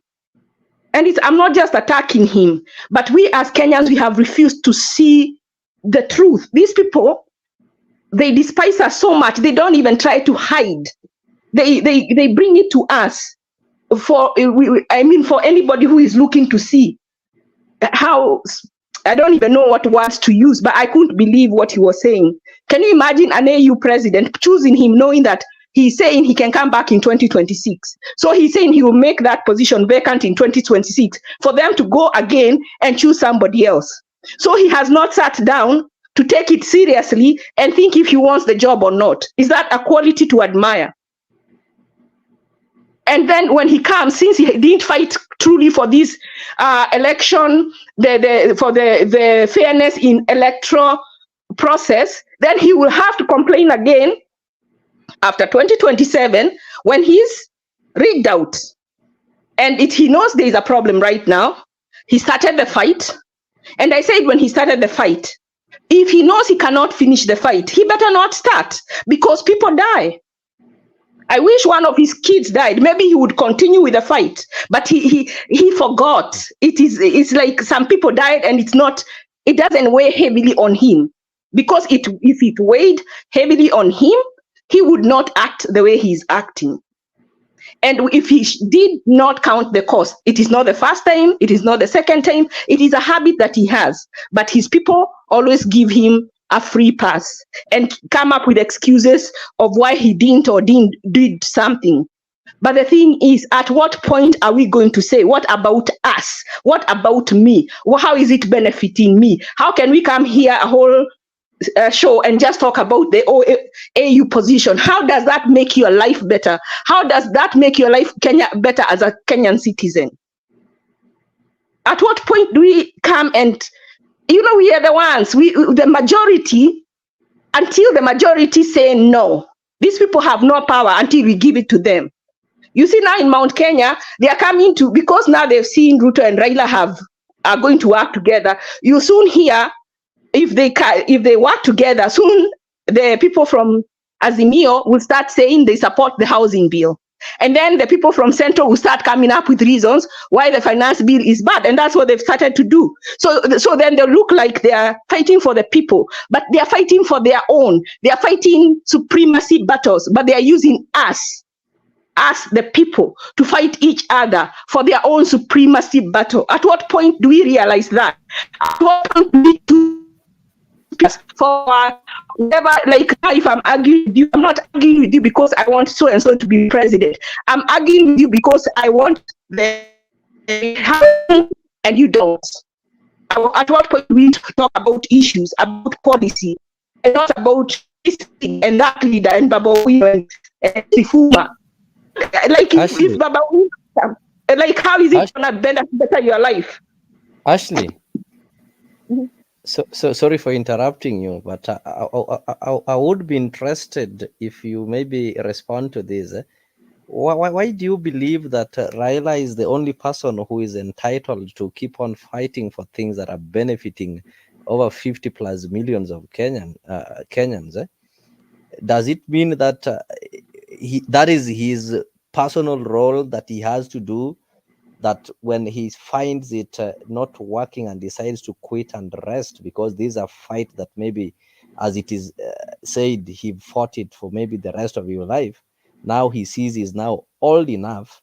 He now takes a break and gives an opportunity to Ashley, Kenya Rebellion, Nick, that is Mzalendo, and I to get into that position and continue the fight, or the Okia Omtata. Why do we have to? I normally feel that it's being unfair, because sometimes we say it is hard to be Raila, because if he fights, people will oppose. If he relaxes, people will oppose. No, let me answer you. I'm not saying that it is him, but even now, if he came and said, like the way you said, I fought this fight, I've reached here, but he's not doing that. He still want to hold on to it. And the thing is, some things are not said directly. I don't need to come and tell you that I'm retiring, but by going to tell you is just right signal to tell you that he's this is very important. He's left people stranded. But what I'm saying, you asked me why is it him? No, it is not just him. What I'm saying, he has a very big following. he himself decided to start the maandamano. What I am saying, before he started the maandamano, he should have counted the cost because people died. If, of course, they knew people are going to die. Every time there is maandamano, something happens. So count the cost. Is it worth it or not? If it's not worth it, just don't start it. Or look for a more peaceful way of doing it than making people die for something that you're going to stop in the middle. And it is something he has done more than once. It wasn't the first time, because anybody can make a mistake. It is something he repeatedly does until he gets a deal. That is where I fault. So, not that he's the only one who can do it. In this case, that he was doing it, and it is not the first time he has done it. That is why I'm saying he should have counted the cost. As a man of integrity, he should not walk where he's confusing people who are very, very many people are depending on him. He should come and say what you have said and keep it in the open, because this thing is important. The cost of living is high. So when he leaves it pending and he's going, the election is going to be next year, and he still says he's the leader, and now he has to depend on Ruto to nominate him or to vote for him, then he can't really go aggressively on him. So he's putting us to stay in that state because he has a big following. That is just to interject, as Ashley is, I totally feel your pain, my sister. I think we spoke about this earlier on before you logged in. I spoke about personalizing the political jobs on an individual. This is a problem in Kenya. First, we shouldn't even be here because this swamp is supposed to be drained all the time. Political jobs are not permanent.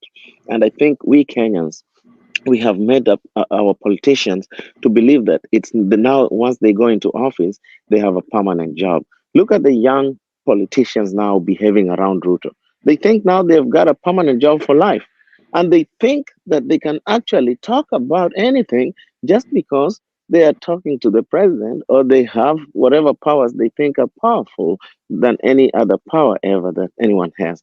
So we Kenyans must start realizing they should elect someone who is a leader in the sense that fight for their common causes, a leader that they believe is going to bring food in their tables, a leader that is going to fight for their opportunities, interest rates for mortgages, interest rates for business loans, less taxation, a leader that is not going to allow police to get into the houses of people just because they are protesting and the police kill them and maim them just because they're in different tribes that is against the government of the day. So that is the leader that all Kenyans should want. I'll tell you, I grew up in Homa Bay. We grew up in a very hotly political place. Ever since Moi was a president, my own best friend was shot by police when we were in high school, when I was in, just Form 1 in Kenya. He was shot because it was half times and he was going to get his bags as he goes into the matatu. And the police shot him in the butt and he died instantly. This is not people or Raila telling people to fight the government violently. It is the Kenyan police that are being taken to Hague. They are very violent against Kenyans. They don't know what they're supposed to do. They think they serve the politician of the day. They think they don't serve the Kenyans who have no power. And so Raila, I cannot actually blame Raila on that. As an opposition leader, he's supposed to call for protests. That is how opposition leaders all over the world work. But you know what? For this to be violent, it is Ruto, it is Uhuru, it was Kibaki, it was Moi. Those are the people who kill local people who are just protesting. But if there is any protester out there who is actually trying to be violent against any other Kenyan who is trying to just go about their business, that is a criminal. That is not a protester. A protester is someone who wants his voice to be heard, who wants his points to be taken in, and who is actually very, very interested in the running affairs of their country. The third one I'm going to say is that... Let me interject here on the... I see Kenya Rebellion is raising their hand. I don't know where the moderator, Zalendo, have gone to, but actually you can take it and you allow Kenya Rebellion. Give me a minute to respond to the... I'm saying if you call for demonstrations, Don't do it and then stop. Count the costs from the beginning. If you know you will not finish, don't call for them, because when you start them, make sure that you end it in a way that whatever you're looking for is you get it.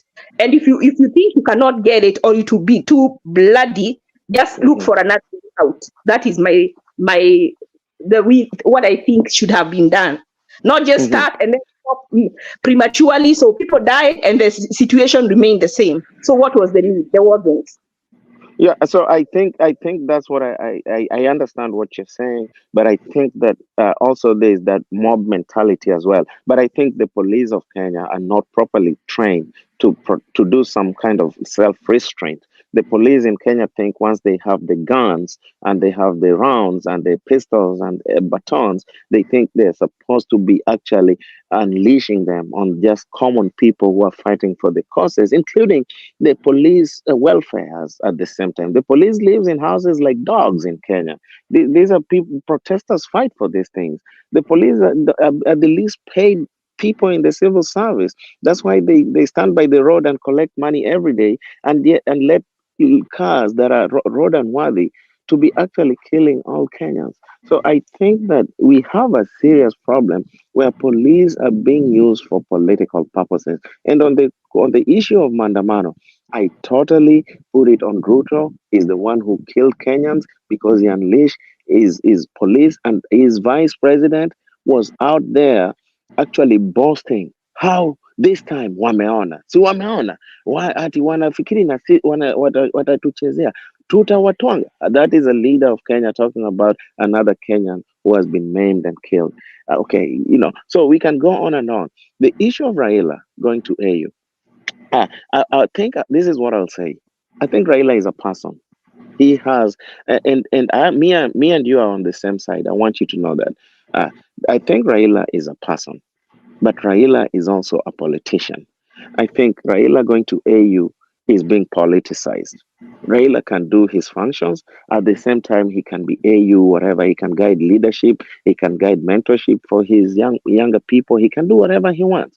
But I think that the Kenyans have taken Raila's interest in the AU to bring so much politics of hatred and politics of love. It's called the Raila phobia and the Raila philia. It is playing in plain daylight because some people have got jobs, political seats in the opposition sides of Raila because they curse at Raila and yell at him and do all that.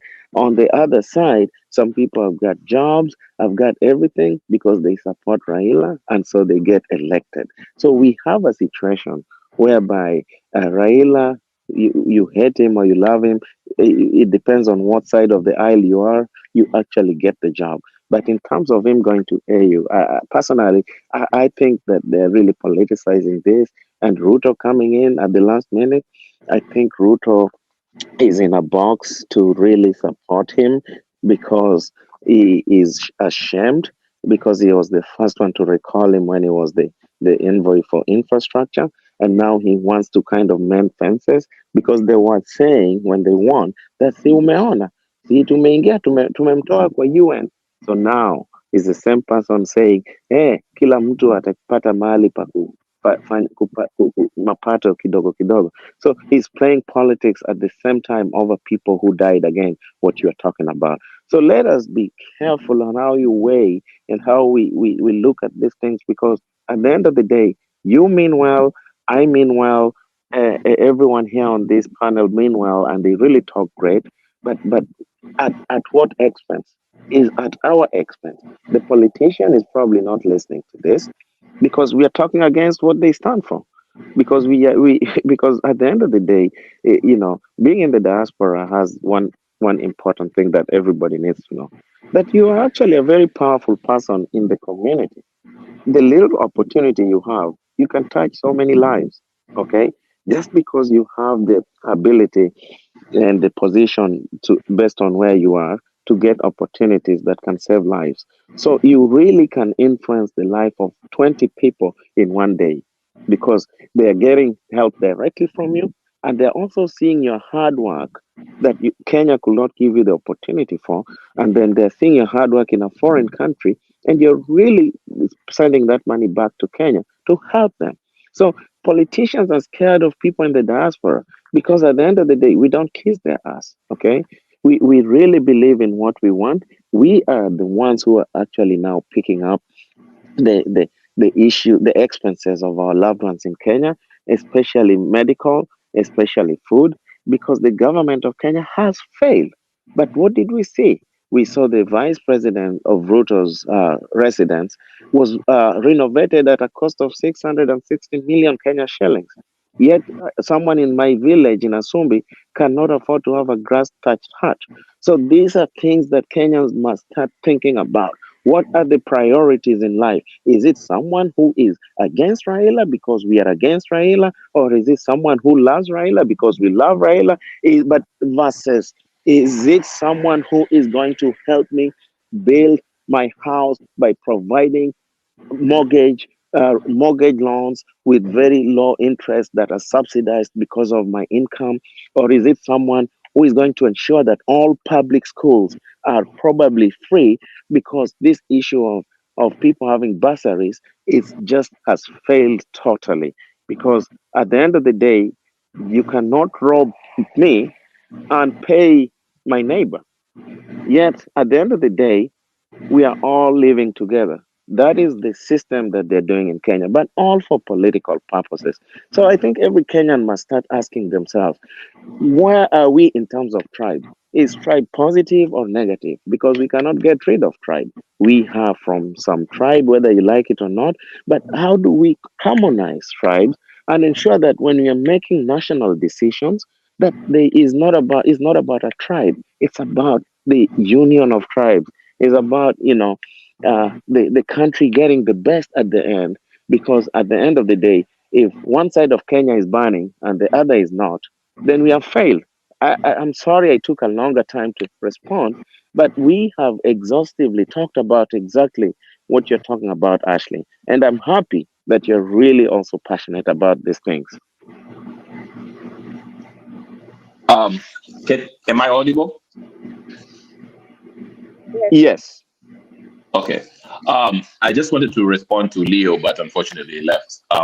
The question that he asked, that sometimes it's hard to be Raila. Must it be Raila only who can fight for the Kenyans'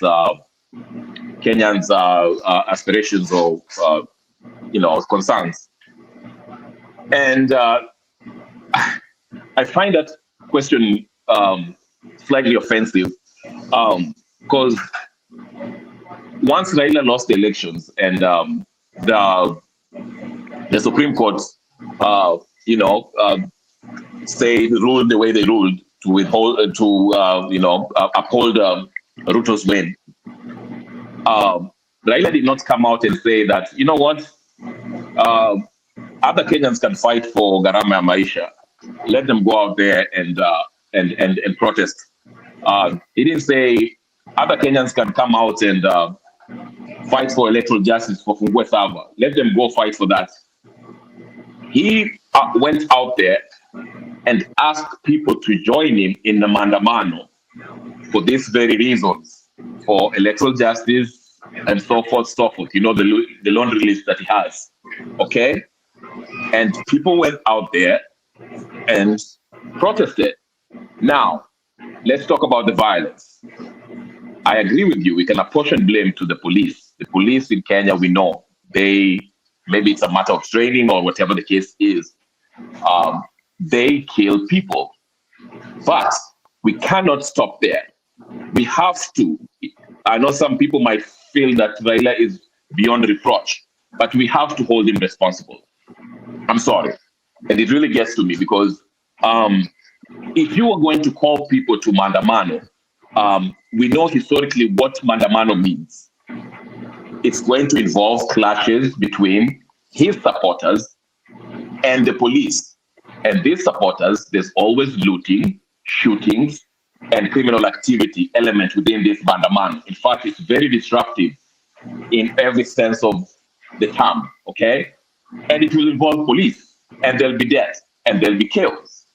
So for him to call a Mandamano, we already knew what Mandamano means. In fact, there's a video clip in NTV where Raila Odinga himself is praising the youth that were destroying that highway. I forgot the name of that highway, Uru Highway, whatever the case is. So he has a part to play too. He's happy with this kind of chaos. Now, let's not stop there. 2017, we lost a lot of people who died, who risked their life to see Raila Odinga be being sworn in as the people's president. Okay, Matiang'i and Uhuru Kenyatta and Mungiki unleashed their deadly forces, dumping bodies in River Yala.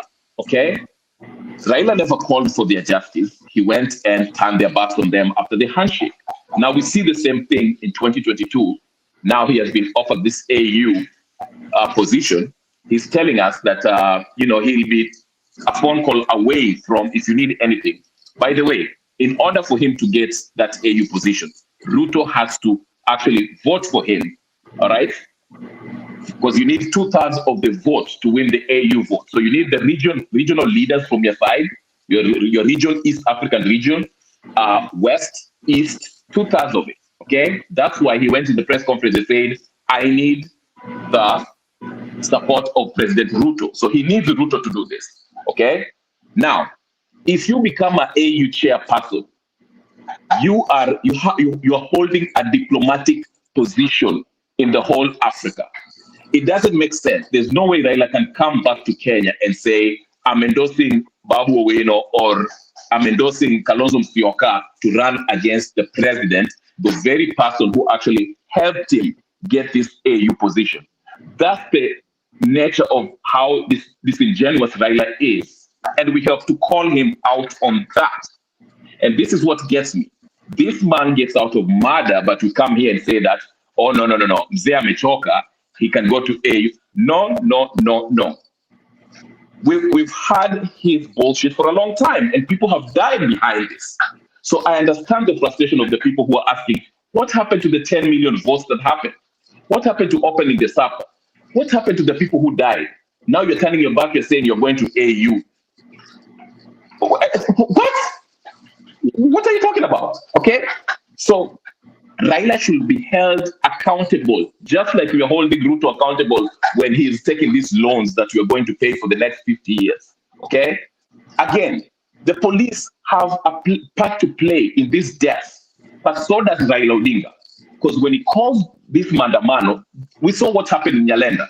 Okay, people are being yanked out of their houses, beaten to death. Okay, because he called on Mandamano.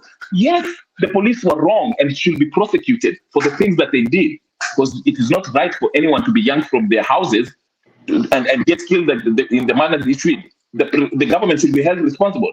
So does Raila for calling Mandamano that he knew every time is creating the environment where there'll be chaos and this will happen. And most people who died in this Mandamano are what? Nyanza province youth who are jobless. Okay? So he's exploiting the youth who are in Nyanza province, the idle youth who don't have jobs and probably have little education, to go out there in the name of Mandamano, or it's our right to protest. You can protest peacefully. And, of course, maybe everyone that went to Mandamano didn't go there with the intention of burning down houses and burning down, causing chaos and all that. But majority of them, we know about Baghdad boys, we know about it. These are people who always want chaos. They want to create chaos so that their needs are met, and his needs are met. He called on, guess who he reached out to? Maina Njenga, the person who was killing Luos in Naivasha, to join him in the Mandamano, Mungiki.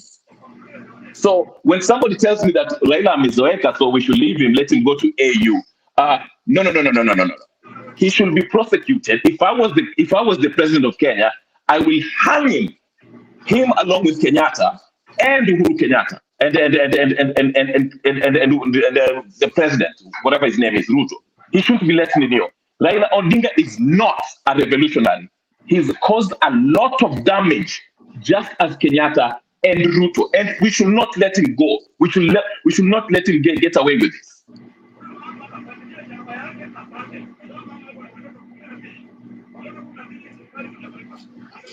Yeah, I hear your pain, but one thing I can tell you is that for all the great civilizations that you have ever seen in this world, that there was a struggle behind it. Okay, the independence of Kenya was won not through only peaceful protests, right? There were lives lost, even though a lot of people like Tom Boyer,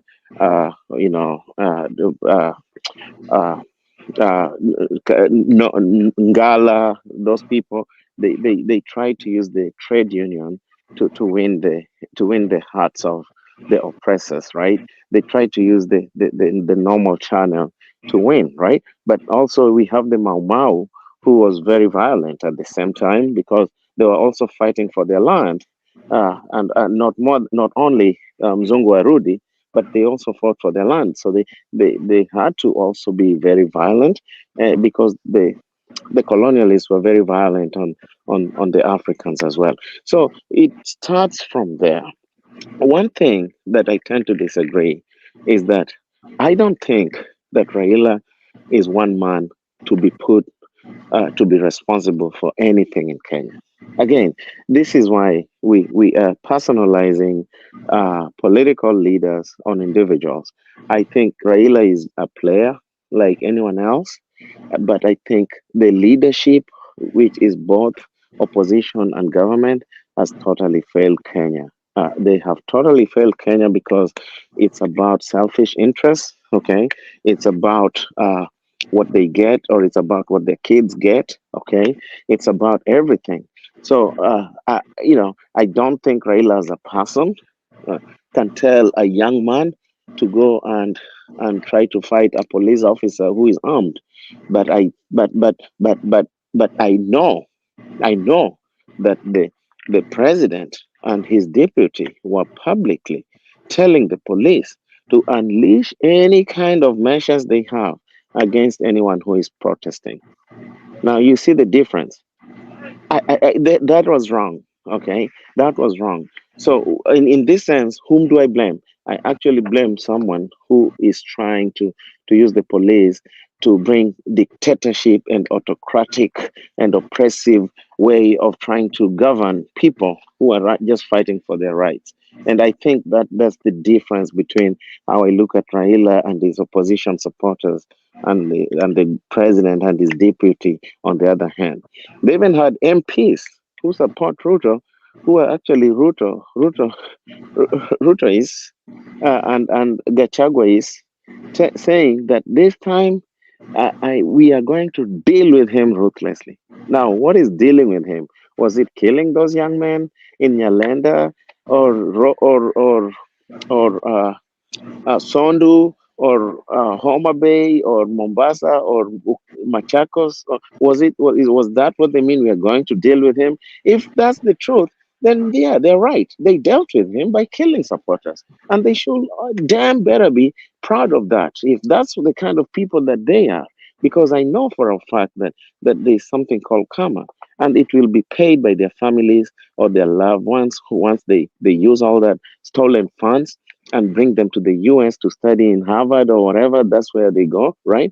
I do believe that their kids will meet karma in those places. And when I hear any kind of evil things happening to their loved ones, I am actually saying I'm not sad because that is karma. They did that to somebody's kid, and they ought to also feel the same thing. That's what I can say. But in terms of supporting Raila for AU or whatever, I totally think as an individual, he has the right to go anywhere. I think Ruto was appointed the chairman of AU Council the AU chairman. Okay, I think Uhuru was appointed the chairman of East African Community or whatever. We didn't really talk so much about all that. But now we are talking about Raila's AU. So I think we ought to have a difference in how we look at things, you know. The reason why we are talking about Raila's AU ambition, I think it's because for his supporters, they were they're divided from what I hear from. There are people who think, okay, you should go there. Maybe like you might share, associate yourself with that kind of view where they say Raila has been in politics for a long time. There's nothing wrong with him going to the AU. We can take over the fight. And there are those who are saying, no, Raila, you told us to pay a gharama ya maisha, you're not going to stop this struggle until it's actualized, until we win, okay? So there are people who think that they are being abandoned, okay? So, and I tend to associate myself with the latter. I think for him, even if he wanted to take the AU position, okay, maybe he would have been like, listen, mimi, Babu Awino ashikilie hapa, nimesikizana na Ruto, I'm going for this AU position. But there's a point I wanted to make before that. In 2007, when there was these skirmishes, especially in Kisumu, Raila spoke in Luo and said that, he said that the government is targeting you guys. So let us not be out there, because the police were going to Nyalenda and Kikodele and all that stuff. And they said, you are being targeted. And they used the phrase, this animal is very mad and wants to kill you. Also, let's not provoke it further. Let's not be out there so it can continue to have a reason to kill us. Okay? And I make these points to make the larger points like this. 2022, knowing that, every time he calls for mandamano, there'll be such, atrocities. Would it be prudent for him to actually go the Okiomtata way, say, listen, okay, we are being targeted when there's mandamano. The police are usually harsh on us, wanaenda Kisumu, Kondele, the hotspots in Kisumu and Kibera, in Nairobi, Don't you find, for the sake of your supporters, don't put them in harm's way. Okay, you can do whatever what Okiomtata did and got his way. But what I'm saying is this: by him calling on the mass action, as he calls it, he understood, and that's why I mentioned that there's a video of him in NTV praising the vijana ambao walijaribu ile that highway. Okay, praising. So he understood that there'll be skirmishes between police and his supporters, and there'll be atrocities. Now, I don't think that he thinks the magnitude of the matter was, he kind of thought it would be as big as that, but he knew what was going to happen. So my argument is this: he is using that to actually get the government to kumpatia cheo.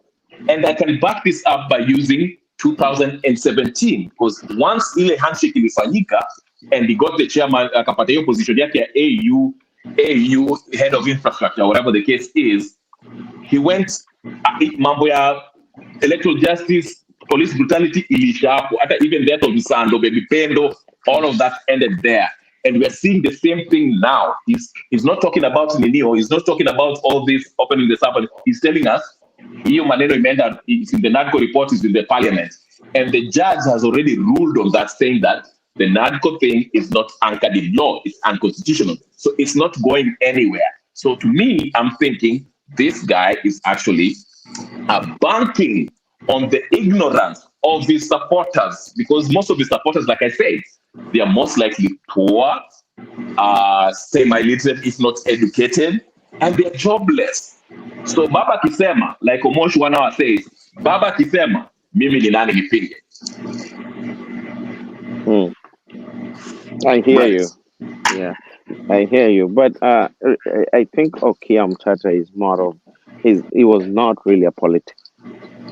He was more of a human rights activist. So I think the way he can fight is only like the way you and me can fight as well.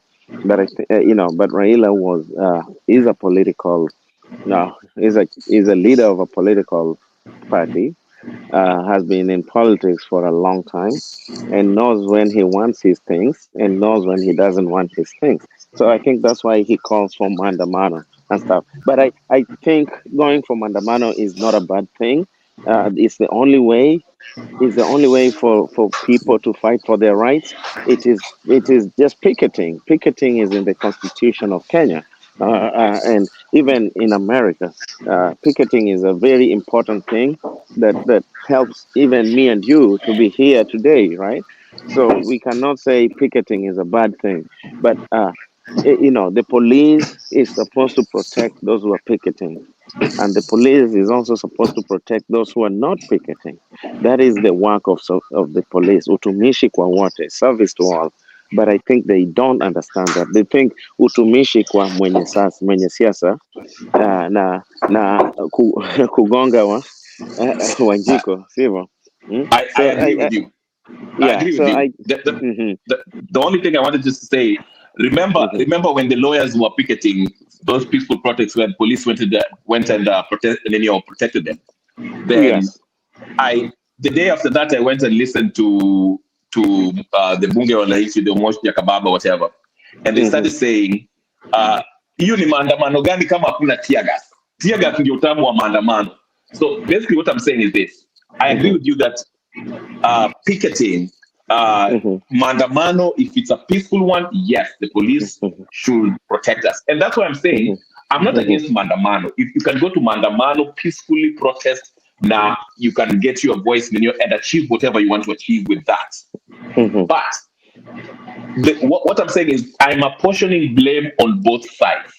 The police for the brutal force that they use, excessive force, killing people, shooting people. But we cannot act like also these people, that the people that go to mandamano, some of them, not all, they provoke the police. They burn down shops, they loot shops, they rough up people, they burn cars. That is documented. So I can apportion blame on both sides. So I'm saying this, given the evidence that I have.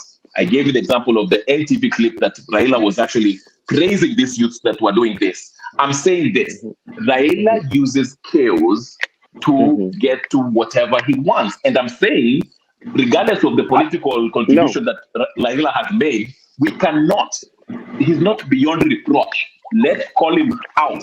He's a political con man, just like the rest of them.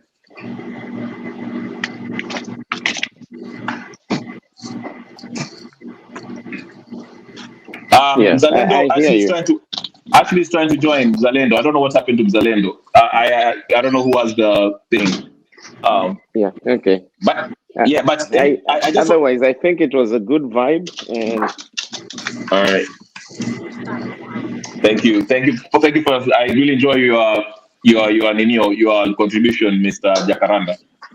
Okay, I'm looking forward to more engagement too. I like the way you're really bringing in different divergent opinions. All right, you too. I don't know where Zalendo is. Actually, I'm sorry, I can't do anything. Zalendo is you ameenda kulala ama ni nini? But I'll find out.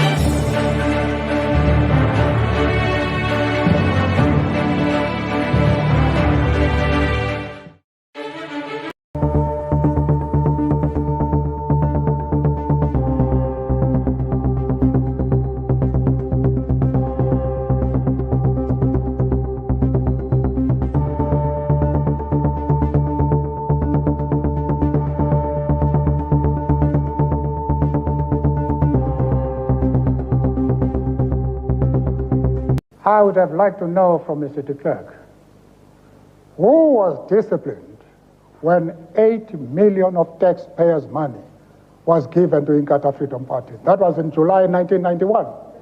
Who was disciplined? These vague statements are counterproductive because they lead to the conclusion that Mr. de Klerk is less than frank in making important statements on national issues. But I want to say that various points of view have been expressed here. I wanted to assure you that on the 27th of April, you will make your choice. And I don't doubt what it is going to be. I would have liked to know.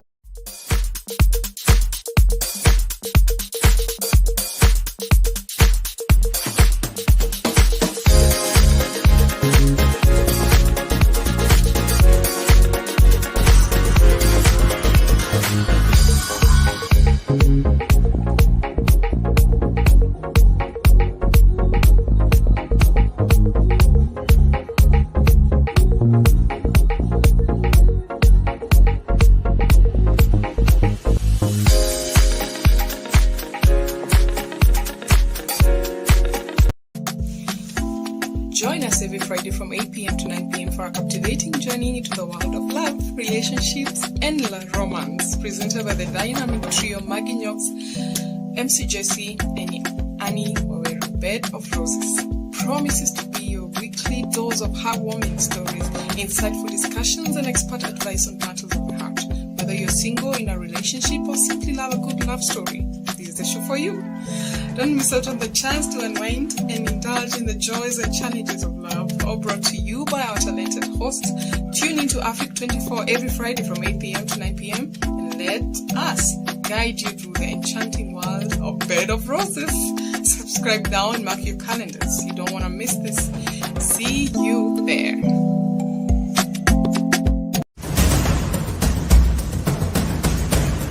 Raila is not expired.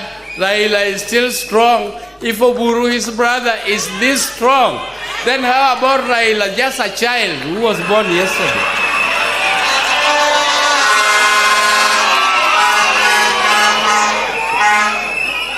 So when you talk of contestations for the leadership of this country, others, people who are with us in leadership, particularly in our own coalition, you should not pressurize Raila to tell you that you are the one who is going to take over. No, just talk to people. Come, even here, if you force Raila to tell our people that they should elect you or they should nominate you to be their presidential candidate, without talking to them, without convincing them, they will not vote for you.